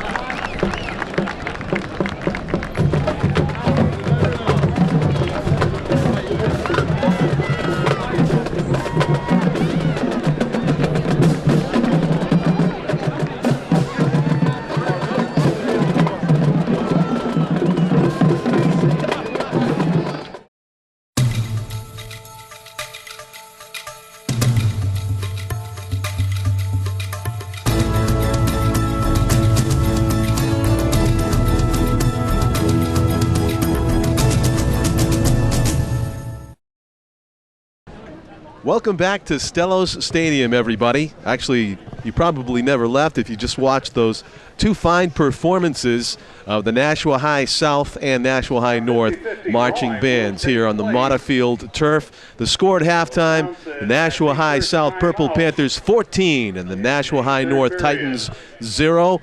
The Titans have played some stingy defense. They have made a ball game of this. If their quarterback, Nick Guest, can get them into the end zone, it will become a very exciting contest indeed. The 2008 Turkey Bowl, live from Stellos Stadium. This game to be replayed Tuesday night at 8 o'clock as we see the captains go back out onto the field. The Titans started the game on offense. We imagine that the Purple Panthers will get the ball to begin the second half. A decided advantage yardage-wise for Nashua South in that first half. We'll have Tom King with the statistics very shortly, as it was just a domination by the Nashua High South, led by David Zacco, the talented running back and receiver in this one, has really shown his stuff. Some highlight reel plays where he refused to be tackled. Also a beautiful pass from Farkas to Zacco in stride down the right sideline for one of the big gainers in this game. Tom, you had the statistics at halftime with the yardage. Here we go. 210 to 75 in terms of total yards for Nashua South versus North. Zacco has got, 77 yards on the ground and 56 yards in the air receiving. All by himself. Well, not actually. I mean, he's got the team, of course, helping him, but they have shown the various weapons that got them the state title in Division I. The exciting 33-32 overtime victory over Pinkerton just 5 days ago, last Saturday. So we have the two teams coming into the game from decidedly different angles. You had the championship team that just played, and you had the team that had a fairly long rest to prepare.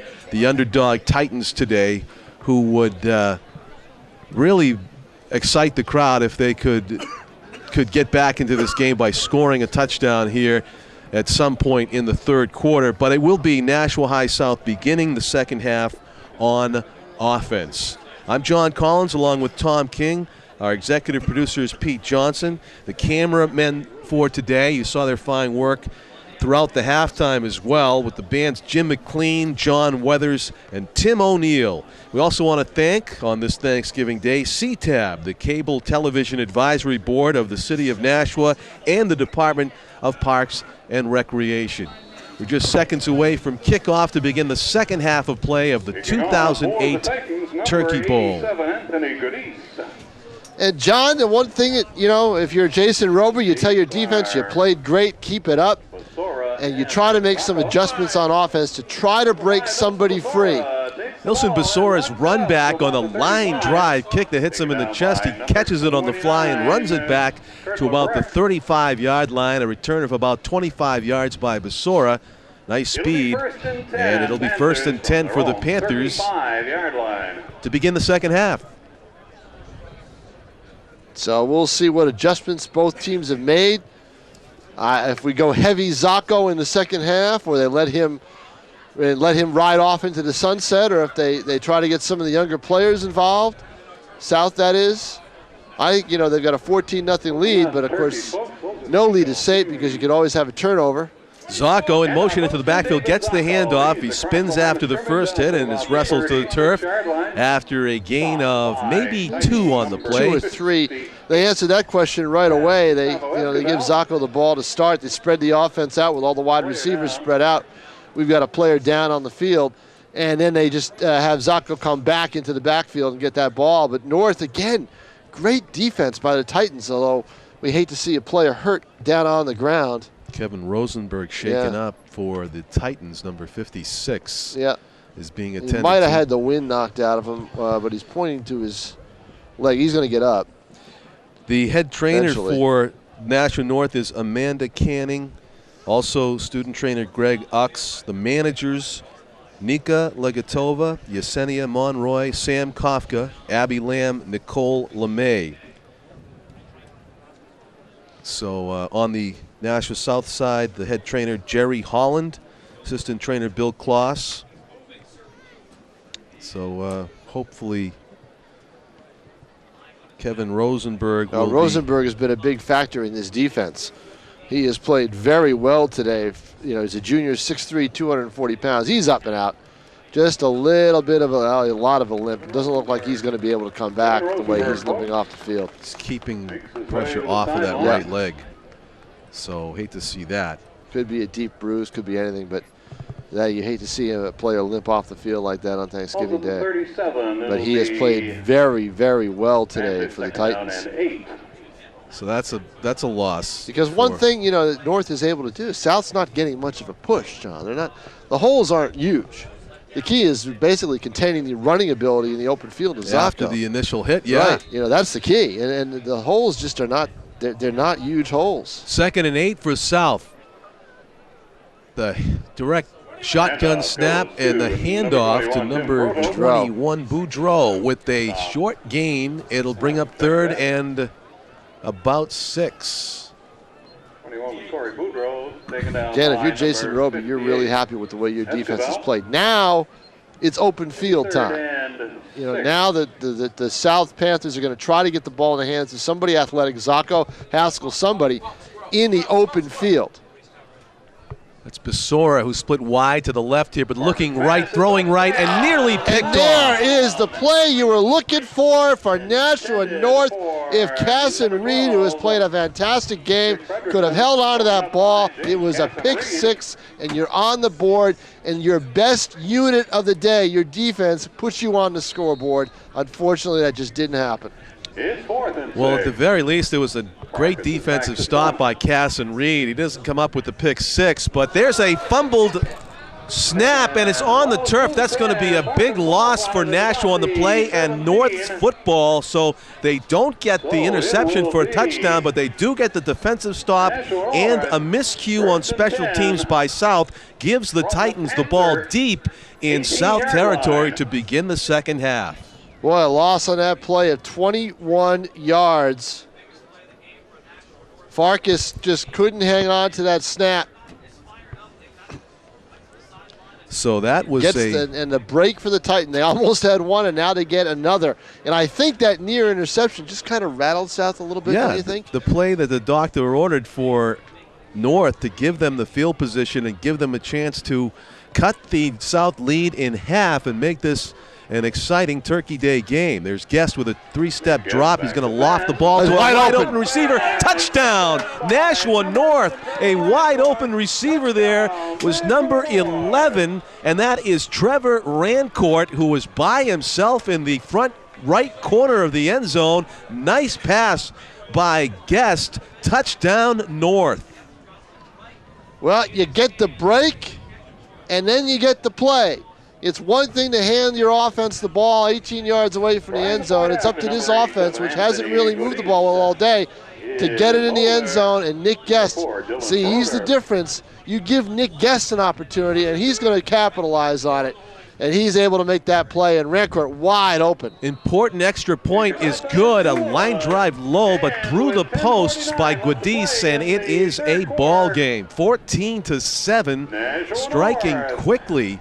3 successive great plays for North. You had the near interception to stop them on 3rd down. The recovery on the fumble snap on the punt on 4th down. Nashua South gives the ball to North, and they strike immediately on a beautiful pass and catch play from Nick Guest to Trevor Rancourt for the touchdown. Rancourt, a junior. I can guarantee, last couple of years, I've talked to Jason Roby after this game, and he's kind of a lone figure in a locker room that's emptied out, and he's sitting on the bench. He's shaking his head a little bit and wondering what does he have to do to get things going here. I'll tell you what, win or lose this game today, he's going to at least look at 2 quarters and change of some pretty good football by his team. And we'll see what happens the rest of this way. But this is a football game this afternoon. And thanks mainly to the North North defense. And we were talking earlier about the you can have a lot of physical talent, but if you're not mentally engaged, and I don't know if you really can blame South after that 33-32 championship just 5 days ago, but they have to get mentally engaged in order to put this game away. Big run back here by Besora. He gets loose down the right side a little bit, close to the first of the midfield mark. He's about at the 44-yard line, 1st and 10 for South. So Besora with a couple of electric returns here in the second half. Now his teammates have to pick up where he just left off at the 44-yard line. Well, now you're asking the North defense to contain again. But again, you know, the special teams play, special teams giveth. Sometimes they taketh away, and on that play, it's just too much room, too much cushion, and a long return given to Basora, and he's got some great speed. And he's got the ball out at and now South starts with a short field again at the 44-yard line. Well, we've got a great view of this right down the line of scrimmage. All I need is a big plate of turkey right here, Tom, and we'll be all set. You're making me hungry, John. Stop it. Shotgun snap, and a good hard running for a gain of maybe 3 or 4 after he gets the forward progress. That was number 21, Corey Boudreau, with the good hard run on first down. So it'll be 2nd and about 7. Call it a gain of 3 on the play. Ball spotted at the 47-yard line. Well, now we'll see how will South respond to this. 5 receivers. Will they try to go for the big play all at once? Looks left, throws left to Zacco, who gets it. He was double teamed, but they come up with a huge gainer on the pass play down to about the 28-yard line. So they went from the 47 to the 28 and call it a gain of 25. About 25? Yeah, you got to do that math quick. 25-yard gain, and a nice play. How did Zacco get that space to maneuver? Probably. Well, he had the space, but also, well, I'll tell you after this play. There's Boudreau, and he has Haskell has room on the right side. Nice gain on first down. It looked like he got about 5 yards, but he had the room. David Duong stopped and went for the ball and just missed, deflecting that ball away from Zacco, and it went right into his hands. Nice pass by Farkas. So it's a second down and about 6 for South. There's Boudreau in motion. He gets the handoff. He's up the middle. He's got the first down and more. He gets hit hard at the 15, but not before getting the first down. Number 52, that was Michael Carusoni on the hit, but a first down carry for Boudreau moves the chains. Now it's 1st and 10 at the 15-yard line. 14-7. Nashua South trying to answer back quickly to the only score of the game so far for North, coming here early in the second half. And now you don't have that perfect view, John. Right. But we do actually, if you look at the monitor on the ETV Channel 99 here, we're right down with the action. There's an official great camera work conference done today. As we were as close as could be, you could almost read Steve Hall's lips. And a procedure against South, that'll nullify that play. Procedure against South brings the ball back. You're going to see a pass to Zacco at some, or Zacco get the handoff at some point here. They're going to want to go in and answer that touchdown right away. Illegal procedure against South. Legal procedure against South. We'll move it back to the 20. And where we'll be 1st and 15 from the 20-yard line. Yep. I would imagine in these next 2 plays, somewhere along the line here, David Zacco's going to get the football. I mean, that's not a tough call to make, but I think that's going to happen. They're going to say, we got to get the ball in his hands and get into the end zone. And he is the running back you see there next to number 1, now the quarterback. The time, and now Farkas has to hurry because he had to take so much time to look back at the play, and he just gets it off. Zacco with the carry. Zacco may go in. Making his way down the right side, and he's tackled as he tries to cut to the sideline. Excuse me, that's number 11. Yeah, that was Trevor Rancourt on the tackle. From behind, John. So they did a good job to catch up to it. 2nd and 8. So Zacco gets a 7-yard run, but again, he wasn't able to cut around.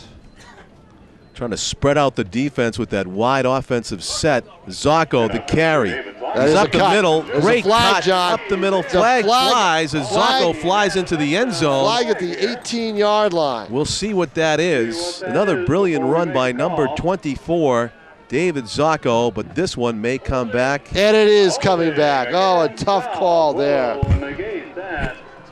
It's the run by David Zacco. That's just tough. You know, you focus on Zacco deking out the defense, and you wonder why a hold is even necessary. But it looked like it was a wide receiver hold too, away from the play, judging from where the flag was thrown.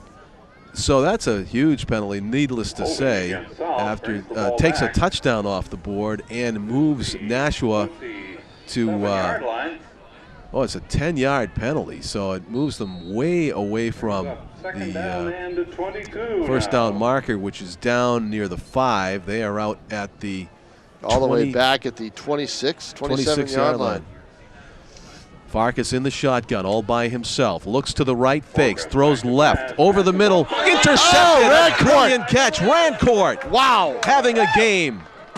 Trevor Rancourt. Second half at least, boy. Wow.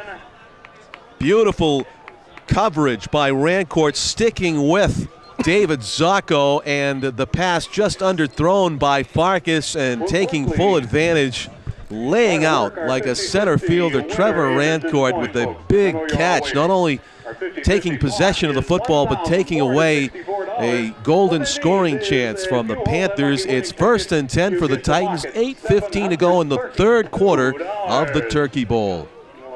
Well, that's just what you want to do, stay in the game. And now, how conservative does North play it as they're backed up a little bit? With protection until now, Guest is going to make his way through. He has eluded about 4 or 5 tacklers before finally getting enough of a hand on him, was number 54, Martin Voorhees.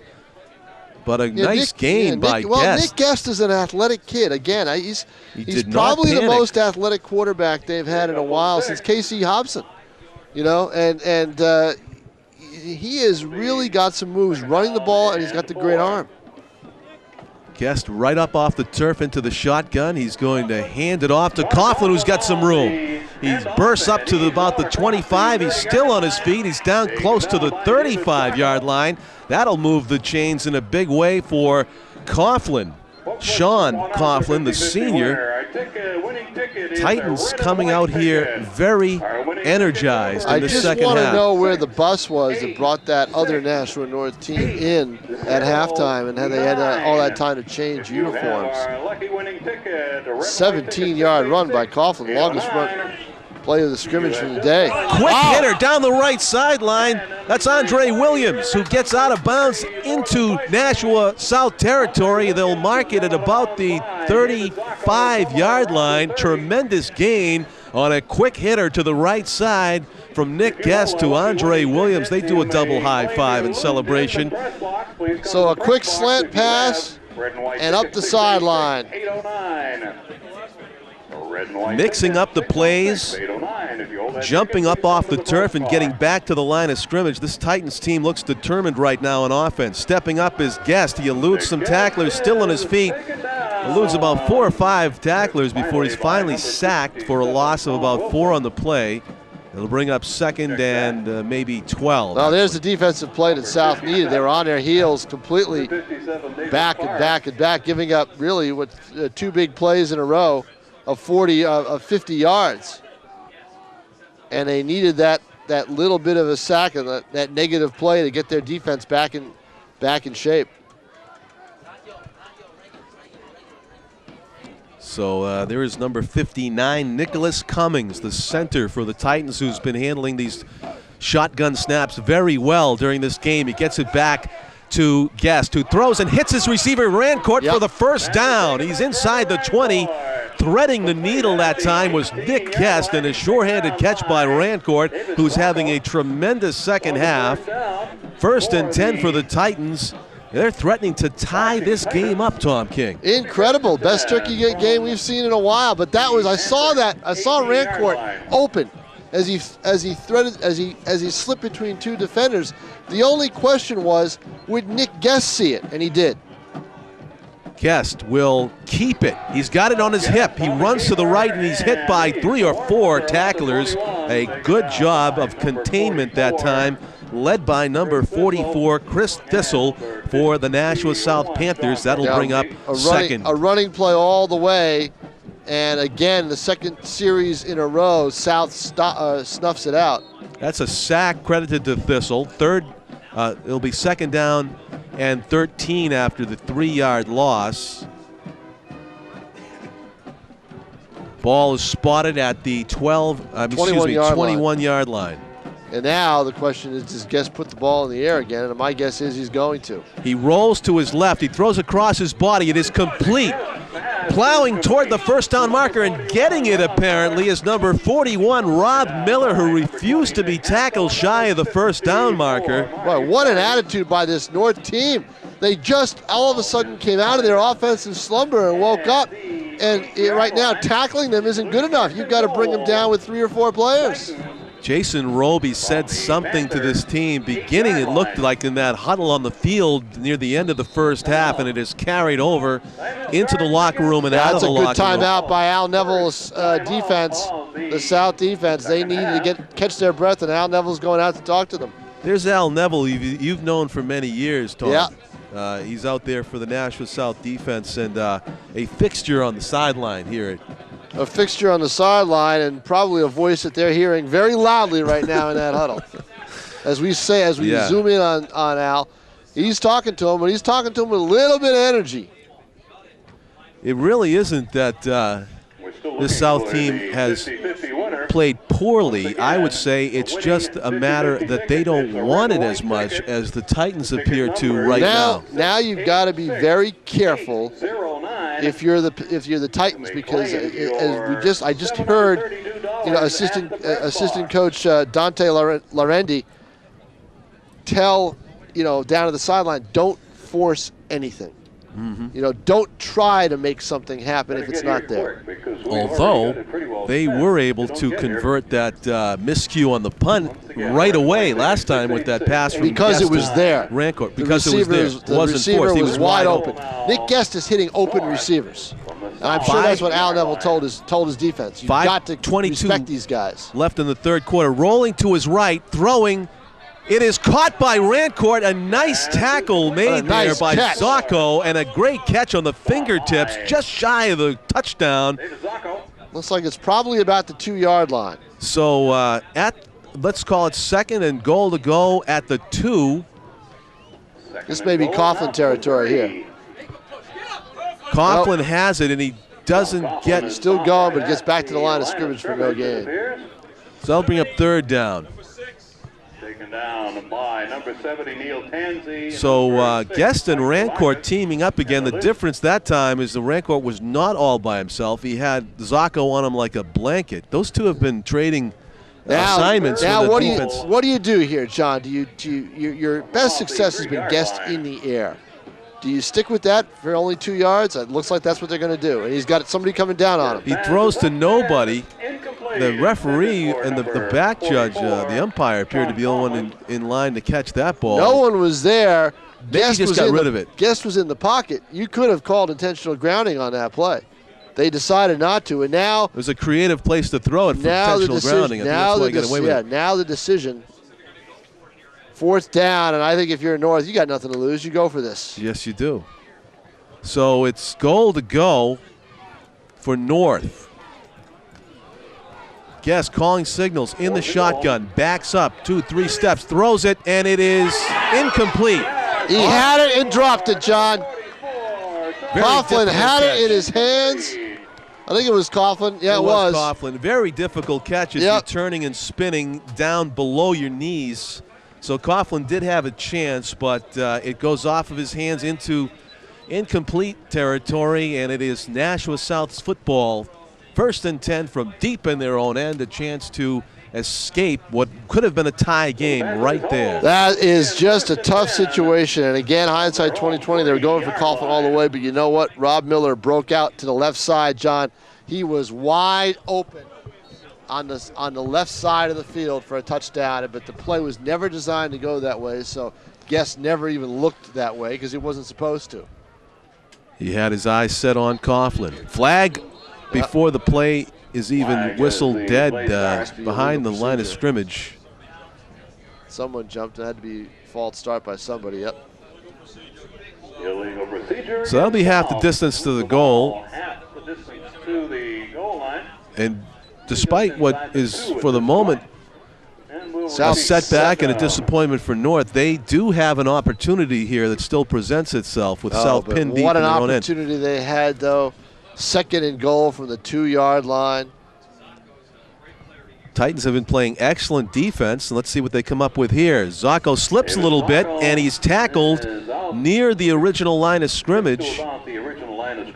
So it will be 2nd and about 11. Ball spotted, I believe, on the 3-yard line. It'll be 2nd and 10. 2nd and 10.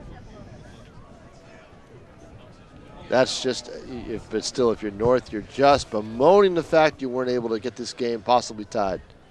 Zacco has it. He makes his way up past the 10-yard line. Ball's on the turf. It is picked up in stride by a Purple Panther offensive player. And there was nearly. That was Haskell with the recovery.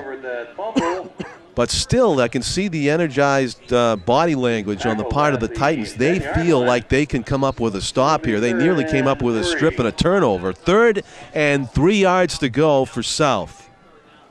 And North, if they had recovered that fumble. Farkas will hand it off in around the line and down, not near a first down, however. It appeared to be Haskell. Short. It was Boudreaux. Boudreaux, number 21. It is a punting situation. A Titans player is shaken up and on the turf. So someone else now down, and they're doing this all with, don't forget, one of their better defensive players had to go out of this game in Rosenberg. Yeah, that's number 58 for the Titans, and that is Gustavo Esquivel, who has figured in many of the defensive stops so far in this 2008 Turkey Bowl. We hope he is okay, but looks to be in a little bit of discomfort, to say the least, right now, as there's a timeout down on the field. The trainer is out there, and they're holding his left leg. Thank you. His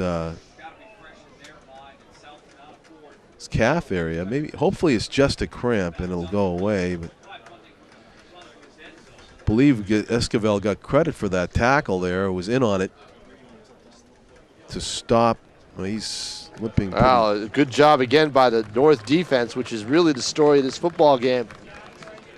Yes, sir. By just keeping South from being able to break out and not letting Zacco break off one of those long runs that breaks your back when you have a team pinned deep. Nothing more deflating than that, and they were able to hold them down. Thanks to the Titans' defense, they may have only delayed the tying touchdown momentarily, at least they hope so, as Farkas gets set to punt from his own end zone for the Purple Panthers.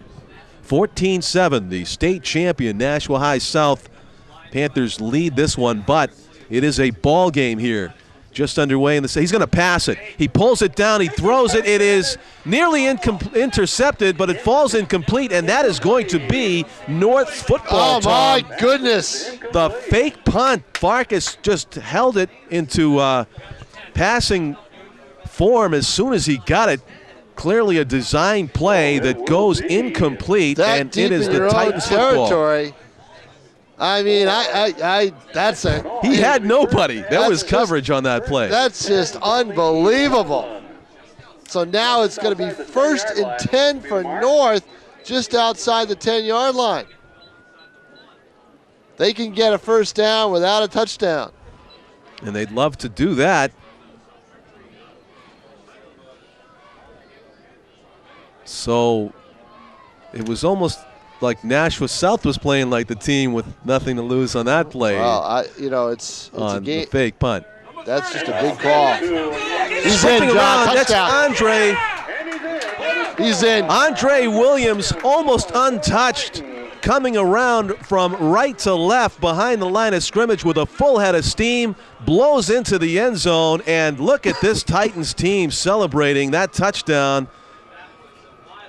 Wow. Yeah, that's about all you can say is wow. And now this is the very big point. I mean, the kicking game for both teams is not the best. So this is the biggest kick he's going to have all year long. And it's an extra point. The hold is down. The kick is good. Oh, no! No good. Nope. Went underneath the bar. Was it too low? Was it too wide? Couldn't tell from that angle. I guess it was wide left, but it was so low. It was the last kick that went through just barely made it in low over the crossbar. That one did not make it in, and as you said, the iffy kicking game rears its head. 14-13. It is not a tie ball game. And we're still South still has the lead. We're still in the third quarter. This is a game where it is all of a sudden become very emotional, a very good football game. It's become Very emotional on one entertaining side. game. Yeah, I think you're that's right. the key. You're right. You're right. Very good point, John. It is emotional on one side. So let's see what happens here. With 2.5 minutes to go in the third quarter, there's a lot of Turkey Bowl left to play, and the Titans look excited about it. I don't know about Nashua South, but we have to remember the weapons that South has on their side at any moment could break off a big play and put a stake in that enthusiasm, that balloon that we see of hope that has sprouted up on the Nashua North sideline, beginning really late in the first half. Jason Roby got out on the field. We saw him emphatically talking to his defense. They came up with a huge stop shortly thereafter, and they have taken that momentum in and out of the locker room with them into the second half of this game. There's Basora back at his 5. Let's see if they can answer with his speed. He gets hit and wrapped up at about the 24-yard line. Credit on the tackle, Christopher Stewart. No matter what happens now the rest of the day, and Dylan Berdure. North gets the feeling they wanted after this football game. The feeling that you can't wait to put the pads on again and start the next season right away. That's it. They have that feeling now. They had thrown a scare into some teams this year. Pinkerton was one of them. They played well. So they're just a couple of players away, Tom, as you said. And the players might be there, and they just don't know it. I mean, we've seen Rancourt emerge here in the second half. Guest has done tremendous. Number 20 there is Nicholas Haskell, and he gets a big gainer on first down, gets out near the right sideline and close to a first down. Let's see where they mark it. He wiped out the the whole chain crew over there. The whole chain crew is all disheveled. They'll have to regroup, and they'll put the stake down very close to a first down. It'll be second and maybe the length of a football. They won't measure because it's only second down. They'll just eyeball it. So everybody back to their respective positions and into the shotgun once again, where he's taken every snap today, is Farkas to Zacco. He's got a first down easily. Spins off the tacklers, still on his feet, past the 35-yard line. So Zacco showing more of the same. Yep, the Zacco spin. You know, they can start he can start his whole new dance because he spins better than any running back I've ever seen.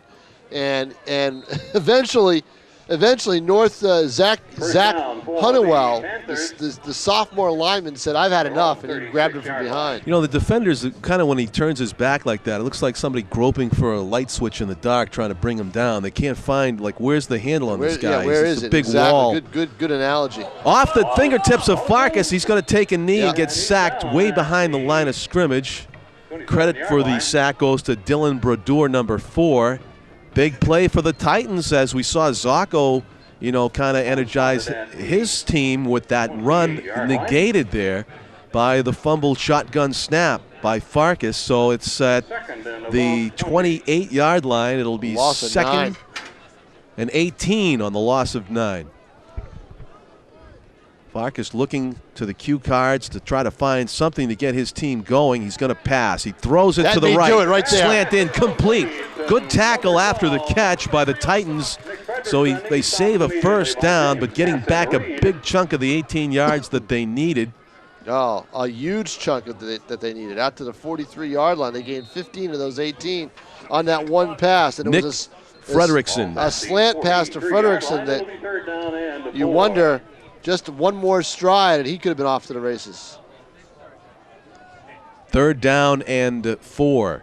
Farkas calling signals. This is a huge play in this football game. Boudreau was in motion toward the line of scrimmage. The handoff is to Zacco. Yeah. What do you do in big plays, John? He gives you your best player. And the best player just got a first down. Zacco up the middle, close to midfield. They'll move the chains. He's got 109 yards right now on the ground. 35 seconds remain in the third quarter. 14-13, a missed extra point, the only difference in this one. We will see another play before the end of the third quarter, it appears. We have an official timeout down on the field. To move the chains. And evidently there's a helmet issue with one of the North players. That's Tom McKillop, who deserves a mention. He's been in the trenches all morning. The senior defensive lineman. You know, what a good job North has done to try to preserve the line of scrimmage a little bit and not get pushed back and back and back on defense. Haven't been able to do it so much on offense, but they've been able to do it on the defensive line. Boudreau with the handoff, tripped up near the line of scrimmage, and that will go as a no-gainer, it appears. Good penetration by the Titans defense. The captains highlighted on our rosters here. Nicholas Guest, the quarterback. These are all seniors. Rob Miller, Sean Coughlin. They're going to let the quarter expire here with 6 seconds left, so that'll do it for the end of the third quarter. Adam Roberts and Tom McKillop are the team captains for North. The Nashua South team captains today, Michael Gralakis, David Zacco, Josh Rogalski, number 51, and Neil Tansey, number 70, are the South captains. That is the end of the third quarter. The score in the 2008 Turkey Bowl, the Nashua High South Panthers 14, the Nashua High North Titans 13. We have seen a change in the tenor of this game in a big way from the first quarter when it looked like it was going to be a Nashua South romp. You saw no indication, none, in that first half that offensively North was going to be able to put points up on the board. I thought it would be a shutout. I had visions of the shutout. So what happened? They went to their special teams and their defense. I mean, a bad snap, really, the big play that opened the door after that near interception by Rancourt. And you know, that opens the door right up, and then Rancourt catches the touchdown pass, and they get the interception, and they get the great run using their speed, because they have Andre Williams has got some speed, and he's a kid who's going to be back. He's only a sophomore, and he'll be back next year. And he gets a great reverse call great call by Dante Lorendi. Gets the reverse to Williams for the touchdown. The only thing they couldn't do is put the ball between the uprights on that second point after touchdown. That was it. But right now, you have a sense now that South is driving this football. And if they just keep going with Zacco, there's no thoughts now of letting David Zacco take a few plays off here. This is a football game, and Zacco is going to be out there the entire time here in the fourth quarter, and he's going to see the football a lot. I want to say happy Thanksgiving to Ed Leishus, who is doing the radio broadcast today, and is his 38th Turkey Bowl that he has done. The veteran radio broadcaster and City of Nashua icon, Ed Leishus. Rolling, and there's that misdirection play we saw work in the first half to perfection, and the nice nifty move by Haskell down the right sideline. You know, I keep getting mixed up between Boudreau and Haskell because they've got the similar numbers and they've got the similar running moves. Styles, similar moves. Yeah, exactly. Yeah, but that's the weapon that it's just so hard to contain them all. And we saw that spin move, misdirection sort of pass play work in the first half for South. It works again. A big gainer. 10 at the 27-yard line. Yeah, this is my 23rd. You're getting up there in the. I'm getting up there. Right. Period. Zacco, and carries it to just inside the 25-yard line. You know, that's the thing today, John. How many runs from scrimmage has David Zacco been able to break open? Only one. He's had a 42-yard run. That's his longest run. The others are all in the 2, 3, 6, 5, 4 range.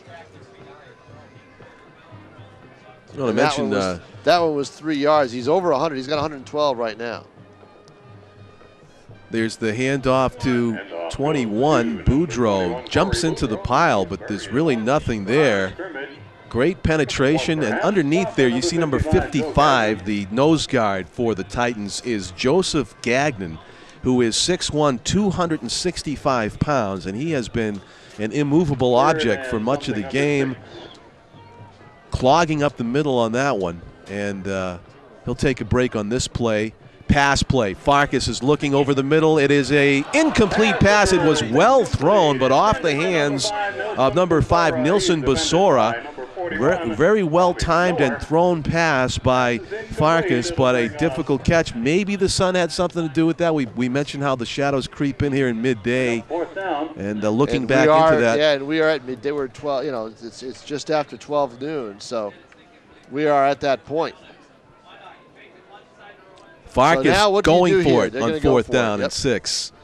Man in motion is Boudreau. Fakes to both running backs. Now he's looking to pass to Boudreau, and he's trying to lead him. He throws it to a lineman. That's illegal, and that's the flag. Yep. Interesting pass. I said to myself, that's a pretty big receiver they've got over there. Number 72 for the Nashua South Panthers is Peter Gill, and I got to say, Peter Gill should be a receiver. He's right now asking Farkas, why'd you throw it to me? But I'll tell you what, he's got good hands. He caught that and flipped it, and it almost went undetected like a hook and lateral. It did. It almost did. But you know what? The big thing on this game, illegal receiver downfield would be the call. Zacco, he didn't touch the ball on that play. You know? Yeah. You want Zacco to You touch wonder the if ball. he's double covered at this point. Doesn't matter. He can evade it. Yeah, he's done good it. enough. He's done it before. Good enough that you don't need to use him as a decoy.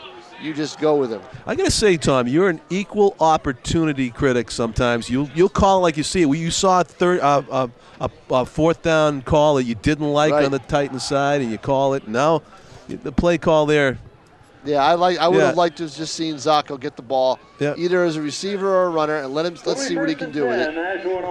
And instead, there's a penalty, and is there a loss of down on that play? Yeah, there has to be, right? So it is clearly the Titans football. 1st and 10 with an opportunity not only to tie, they can go ahead with any kind of a score here, down by a point. 14-13, who would have thunk it? So it's a 5-yard penalty, and what it does is give North the first down at their own 27. But the one thing that we haven't seen them do, John, we haven't seen them drive the length of the field. Guest throws it. It is complete. Andre Williams, who's also been having a brilliant second half for the Titans. It's down at about the 45-yard line. Actually, the 43. I don't know. Yeah, 43. They're going to mark it right out of bounds. But it's a first down completion from Guest to Andre Williams, who just scored a touchdown on a run. So he's got a hot hand as well. This Titans offense has absolutely come alive. They made some adjustments. Coughlin gets the fake, running with it, switching hands and taking the hit as Guest, and he is out of bounds after a gain of about 4 on the play. It'll be, see where they mark it. Actually, they bring it back to about the 45. 45. I'm surprised at that. It looked like he had enough forward progress to get down. He must have stepped out of bounds before he was hit. We'll bring up 2nd and 7 for the Titans. First on top of the ball for the Titans, number 59, the center, Nick Cummings. Again, handling the shotgun snaps all out, morning flawlessly. Gets it back to Guest, who has plenty of time. He fires it over the hands of, and finally intercepted by Haskell on the tip, by doubly tipped pass. We have a flag way behind the play and away from the play, thrown near the feet of Zacco, and Titans are claiming they got the ball back, so we have a big mystery to decipher here. You got a flag during the run back after the interception, and then a fumble. And what I believe is it's going to end up as the Titans' ball. It's my gut feeling here. Let's see what the call is. That the turnover will stand. We have a push in the back against the Titans. I mean, the Panthers has declined. Pass interference call declined. So I think that it might have been called against Zacco, and the reason I say that is the flag came at his feet when he was behind the play away from everybody else. He may have either inadvertently or somehow pushed a Titans player in the back as a block, and it was called, but meanwhile, after the interception by Haskell on the tip ball, he dropped it near the sideline, and it turns into 1st and 10 at midfield for the Titans. So the good fortune is smiling on them as well now. Right, because a change of possession, they're able to to get the first, to be able to start from scratch and get a first down. And look at Guest running the ball right through the Red Sea parter, and he took advantage of it. About 11 What or is 12-yard happening? gain. What has happened here, John? It's just Incredible. a swing. It's an emotional game on the part of the Titans. They're playing with determination and will. I haven't seen a swing like this by an underdog team, in a long time. I mean, and we just went over the fact that you've seen a lot of stuff. a long time. You have a favored team that wakes up and plays the way they can, but not an That's underdog. one thing. Not Right. an underdog team like this. That's Andre Williams, who cuts it back against the grain, but going north to south, he does pick up at least 3 on the first down carry. 9:20 to go in the ball game, barring a tie, but right now we've got a very uneven score. 14-13, South in the lead by virtue of 1 missed extra point by the Titans on their second score of the game.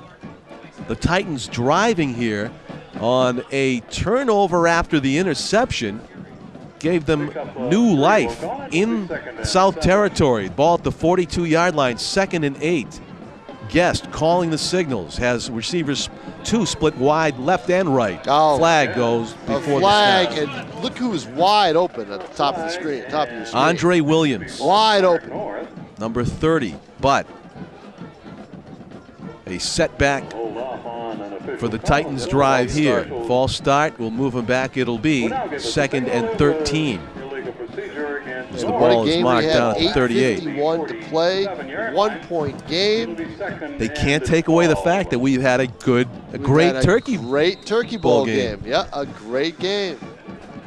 coming here thinking it might be a blowout because of all the success that South has had this season and the frustration that North has experienced. But North rising up here in the second half and threatening to take a lead. Underthrown to Williams, so he was open First again. time a guest has underthrown somebody all day. A little bit tentative. He's short-armed it, and he knows it. So it'll bring up 3rd down and 13. It'll be 3rd and 12. Or they'll call it 12. Well, here's the question now.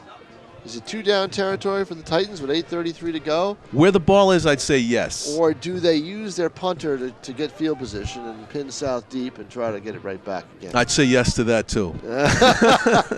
I'd say you don't want Zacco to touch the ball, so you go for it on 4th down. That's what I say. Guest has heavy pressure. He gets it out to Williams. He has room. He runs it down toward the Now 32. now you definitely go for it on 4th down. Because it's a tight space here. Right. The punt would be, you'd have to be a precision punter to not put it into the end zone here. 32-yard line, the ball is spotted, make that the 33. It will be 4th and about 4, and a huge play in this 2008 Turkey Bowl game about to come up right here. Can the Titans continue the drive toward a go-ahead score, or will South come up with the stop with just under 8 minutes left? Calling the signals quickly with the play call is Guest. He looks to his left. He throws it. Got him. It is complete, taking the hit as he goes to the turf. The question is, where's the ball marked? It's It looks like he's got it. It's going to be a tight spot. It's about the 28-yard line. That should be good enough for a first down, and it is. Terrific job of hanging on to the football under the heavy hit by Was that Rob Miller? Miller, Yeah, that number was Miller. I thought 41. so. Yep. He knew he was going to take the shot, but he watched the ball right into his uniform jersey and made the play. So Rob Miller and Guest team up for a huge first down. 1st and 10, the Titans drive is still alive. In the shotgun once again, Guest hands it off to Coughlin. Straight up the middle. Oh, a shoestring tackle and a big one, because Coughlin looked like he was just 1 step away from breaking into the secondary. Michael Grillakis made that shoestring Here's the tackle. thing, John. You know, the one thing that South hasn't done in this half that they did in the first half, where's the heat on Nick Guest? If he runs the ball, they're there. But if he's back to throw, he's had time to throw the football. And that's a credit to this offensive line. The only time they've had heat on Guest was that time when they threw the screen pass, and it was designed to let those people in there. Right, exactly. So here comes all heavy pressure, as you mentioned it. Guest gets it away, however, and the just pressure off made the the play. fingertips of Coughlin. Guest did a good job of eluding 2 would-be sackers. You had Grillakis in there, and you also had Thistle deep in his face, and he was able to get the pass away. But that pressure did force a higher pass than he would have liked, and that was the difference. It forced the pass. It forced the errant pass. And Third so now, down and long. So now another big third down play. I'd get Andre Williams involved again. Who is split wide to the right. He's got Coughlin in the backfield with him. He's got two receivers also split to the left. Good protection. Guest gets it away. It's complete. The first reception of the game for Wilbert Horn, who was open in the left flat, and a great job on third down by Guest. Did he get the first down? It's close, and it looks like it is a first down. Where they're spotting it, it clearly is. They'll move the 18-yard chains. line, yep. So utilizing his senior receiver, Wilbert Horn, for the first time today. Guest catches South's defense off guard once again and comes up with a huge conversion on third down. A determined Nashua North team like we've never seen in a Turkey Bowl, coming out in the second half and taking control of the game. Rolling out to his right, nearly picked off. It's instead a reception by Rancourt, who appears to have another first down. He's close Just to it. almost intercepted, maybe half a step away from that. It would have been And huge that would have for been South, of that would have been a touchdown. It might as well. have been the difference in the ball game. It sure could have been. 6 minutes to go, down deep in their own territory. South needed that turnover. Instead, it is second and inches as they mark it. I don't know if they're going to measure it. But North really mixing up the play calling. They're running it, they're throwing it, and to both sides of the field. Second and inches at the 8-yard line. Guest calling the signals, has the shotgun snap. He rolls to his right, he's hit as he throws it up and out of bounds. So now I think, John, what you want to do is you just have 2 downs to get an inch, get that first down, 5:36 to play, get that first down, and then you've got 4 plays to try to go to the end zone. You know, Rancourt was so far out of bounds when he caught that, I couldn't even read his jersey number from here. Well, I think Guest was just throwing the ball away. Yeah, he was. Yeah, and so and a smart play, because they're into that situation where you talked about before. Don't force it. You've got a golden opportunity here. That was second down. Now it's third down and inches. I just think it's a guess, but he's going to try to run it. He's going to get that first down. It appears he has it, and he is down to about the 5-yard line. They'll get a new set of downs and an opportunity to take the lead in this Turkey Bowl game for the first time. If they can push it in, they could also do it with a field goal, Tom. Well, they missed the extra point, so I don't think they want to leave it. They don't want to leave it to the kicking game. They don't want to leave it to the kicking game. 5.5 minutes to go in the ball game. Guest has his play call from the sideline. He's got one of those wristbands. His center has one too. Well, we can find out the play right here. I mean, Dante is right next to us. We can ask him what it is. Being a live broadcast, we won't do it. So there's Guest. He's going to look to his right. He's going to throw it up. A timing play. It's beyond the reach of Trevor Rancourt. Good tight coverage by Zacco. Zacco and Rancourt have been paired up on both ends of the field. I think that happened after Rancourt started to catch a few balls, and they put Zacco on him. That's what happened.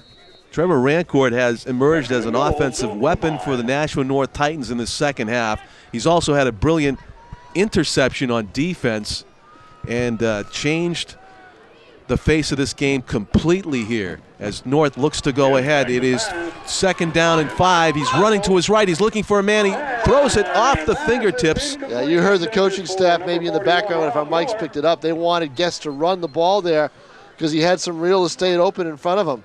But you know what? They've gone through the air. They haven't tried to let Coughlin maybe get 2 or 3 yards closer with his legs. Third and 5. And South has done a great job defensively of blanketing the receivers. And also what they've done, John, is they put more pressure on Nick Guest. Well, there is some pressure here. He has 5 yards to go for and it'll be memorable touchdown if it's made. If they don't make it here, it'll be decision time. It'll come down to that dilemma that we talked about. Guest is looking to his left. He is pursued. He is going to be taken out of bounds at about the 5-yard line. At the 6, they'll mark it. He lost a yard. So it'll be 3rd and 6. Goal to go. Will they try the field goal for the go-ahead points? I think in this situation, the way that South has played defense, I would go with the field goal option. I would put it in the hands of the kicker here because it's a short kick, and they haven't shown anything there. We haven't had one or two plays where a guy has been open, and they've just missed connections. Everything has been blanketed. A great goal line job by Al Neville's defense here. It is. They've made it. And the one kid who hasn't touched the ball, besides Rancourt in this situation, is Andre Williams. Andre Williams. They didn't try to give him the ball, line him up as a running back, or try to do those things. The pass plays never developed. 3 straight plays. Guest had to take off with the football on one of them, and I would. It appears the decision's been made. I can see Guidis down there. I would warming up his kicking leg. Guidis give it a shot. So, Anthony Guidis, Guidice. He's a junior. He's a kicker, and he could put one in the record books if he can squeeze this between the uprights. He has missed an extra point. That is the difference in this game right now, but he has the chance to be the hero here. A 24-yard field goal attempt. From the left hash, right, with 4:56 remaining in the game. The hold is down, the kick is up, and it is good! Guidis makes it! And it is a, do the math, 16-14 lead for Nashua North with 4:50 to go, setting up what could be one of the most dramatic finishes in the history of this game, which has been 5 years now. Nashua now North and South have gone at it, and it is coming down to the final minutes. 4:52 remaining. The Nashua North Titans have taken their first lead in the ball game very late in the ball game. Their first lead over Nashua South in a long time. It's been a while. I mean, South has put together 3 wins in a row over this team. And they've pretty much. So we'd have to go back and look at the line scores to see if they ever led early or at all. Games. I don't think North led last year in the Turkey Bowl. They certainly didn't lead in the regular season game this year, nor did they lead in the regular season game a year ago. Wow, you can just see the excitement on the faces down there on the far sideline. The Nashua North Titans almost pinching themselves to look at the scoreboard and see that they are leading the state champion Nashua South Panthers 16-14 with 4:52 to go in the Turkey Bowl. This has turned into a fantastic football game, no matter which side that you're rooting for. Guidis, who just kicked that dramatic go-ahead field goal, boots it far deep down the middle of the field. Basora has it at his 4-yard line. He's down the right sideline with some blocking, evades a tackler. Ball pops loose like a Pop-Tart. Out of bounds. A flag flies behind the ball returner. Yeah, probably a block in the back on one end, and I think the fumble went out of bounds, so South would keep possession of the ball. So the hits keep on coming against Nashua South. If that's against them, it'll push them back toward the 15 or so. And we have 4:44 remaining now in the ball game. Nashua South needs to score. A field goal would do it in order to regain the lead. But they are going to be set back at first by a holding call, is the call against the kick return team, and they will mark it indeed at the 15-yard line, 1st and 10 for the Panthers. Well, this is what you came to see if you're a football fan. Yeah, let's see if Nashua South has it in the tank after a state title just 5 days ago. Now they trail by 2. A game they were expected to win. Zacco is tackled behind the line of scrimmage, driven to the turf for a loss on the play at about the 5-yard line. Even the brilliant running back David Zacco could not elude the determined tackling, the gang tackle that time by the Titans. You heard the North coaching staff yell, "Hold on, hold on, hold on." Because you never know with Zacco. He could break loose and break it down the sideline. So Farkas will drop back to pass. He throws a swing pass out, incomplete, too far ahead of Boudreau, with the defender bearing down on him. That's number 3 on the corner. James Casson Reed with that closing speed. Pass goes incomplete, and it's 3rd and 17 for South, who need a score to get back on top, and they're in danger of 3 and out here if they don't convert on 3rd and 17. Farkas dropping back, throws deep down the middle of the field. Zacco complete for the first down And there it is. to the 44-yard line. David Zacco gets loose down the middle. We heard the words penalty flag, and yes, there is about where the quarterback. Right. And we see indicating Coughlin against. saying it's against the Panthers, and it is. Oh, All the wow. way back, the 44-yard line, a gain of 3rd and 17 conversion and a beautiful spiral. Zacco in stride, negated by the penalty. and it's a hold. Well, that's got to be a killer for South. So the ball was marked on the 7. I imagine they're going to put it back around the 3. Half the distance to the goal. And it's going to be 3rd and 20. And you got to think that Zacco's going to be triple teamed on this next play call. It's going to be 3rd down and long. So the Panthers are going to try to shake it off and go for 3rd and 20. Farkas standing inside the end zone. You think Zacco would get the football Throws again? it deep down the right sideline. Not going to happen. Incomplete. There was nobody there. There was contact and a trip. Besora was on the turf about 20 yards from the ball. I don't see a Titan player getting up here, John. So why they would call pass interference unless there's an injury? We can't see at the angle that we're at. Pass interference against the Titans. Yeah, and the player who was on defense is down on the field and is injured. And it was out of our view. We see Jerry Hall and the Nashua they're all South gathering trainer around a Titan defender. I didn't see joining a the defender Nashua there. North training I team. didn't see a defender there, so I thought, how could that be pass interference? No, but and they're you know going to make what? that call. It's got to be Casson Reed because he's a key player on the corner on that there. side, and we don't see him out there. Yeah, Yeah. You're right. And here's the thing, too. You know, don't forget, pass interference in high school is not at where the spot of the foul was. It's a 15-yard penalty from the line of scrimmage. So it's going to be 3rd and 5. So it'll still be third. Well, I think it's an automatic, maybe an automatic. Oh, it's automatic first down. It is. You see the down Yep. markers have been changed. Right. So a doubly huge blow against the North team. They lose at least for one play. Looks like it could be the rest of the game. Casson Reed is just being. He's not able to put any pressure on that left leg, and that is unfortunate. He's played a tremendous game, and with 3:50 to go, gets called for pass interference. First down for South at their own 20. Just outside the 20, the 19-yard line. Farkas in the shotgun. Looking left, throws left. It is complete. Haskell spins away from the first tackler, very close to a first down. 3:40 to go.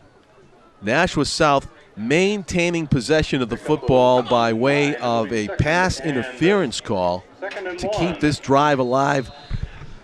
North leading South 16-14 as the clock continues to run. 3:20 to go in the ball game. Farkas drops, looks left, throws down the middle, and open in stride. Boudreau has it at the 20. He is tackled. A huge gain for Nashua South just when they desperately needed it.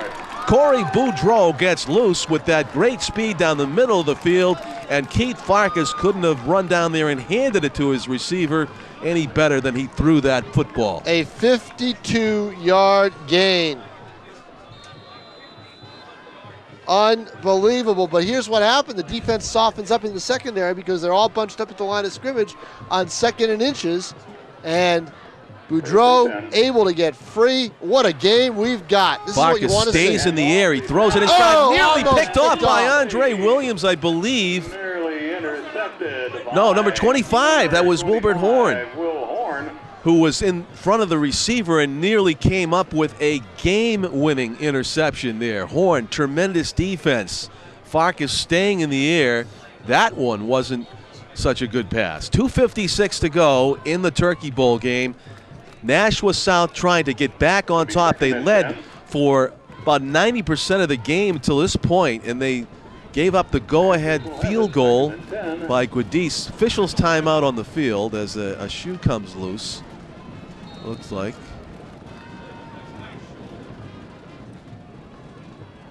scrimmage is the It will be 2:56 to play. Second and Marcus 10. will probably try. Zacco's right next to him. You figure Zacco will touch the ball somewhere here in these two plays. He's got it.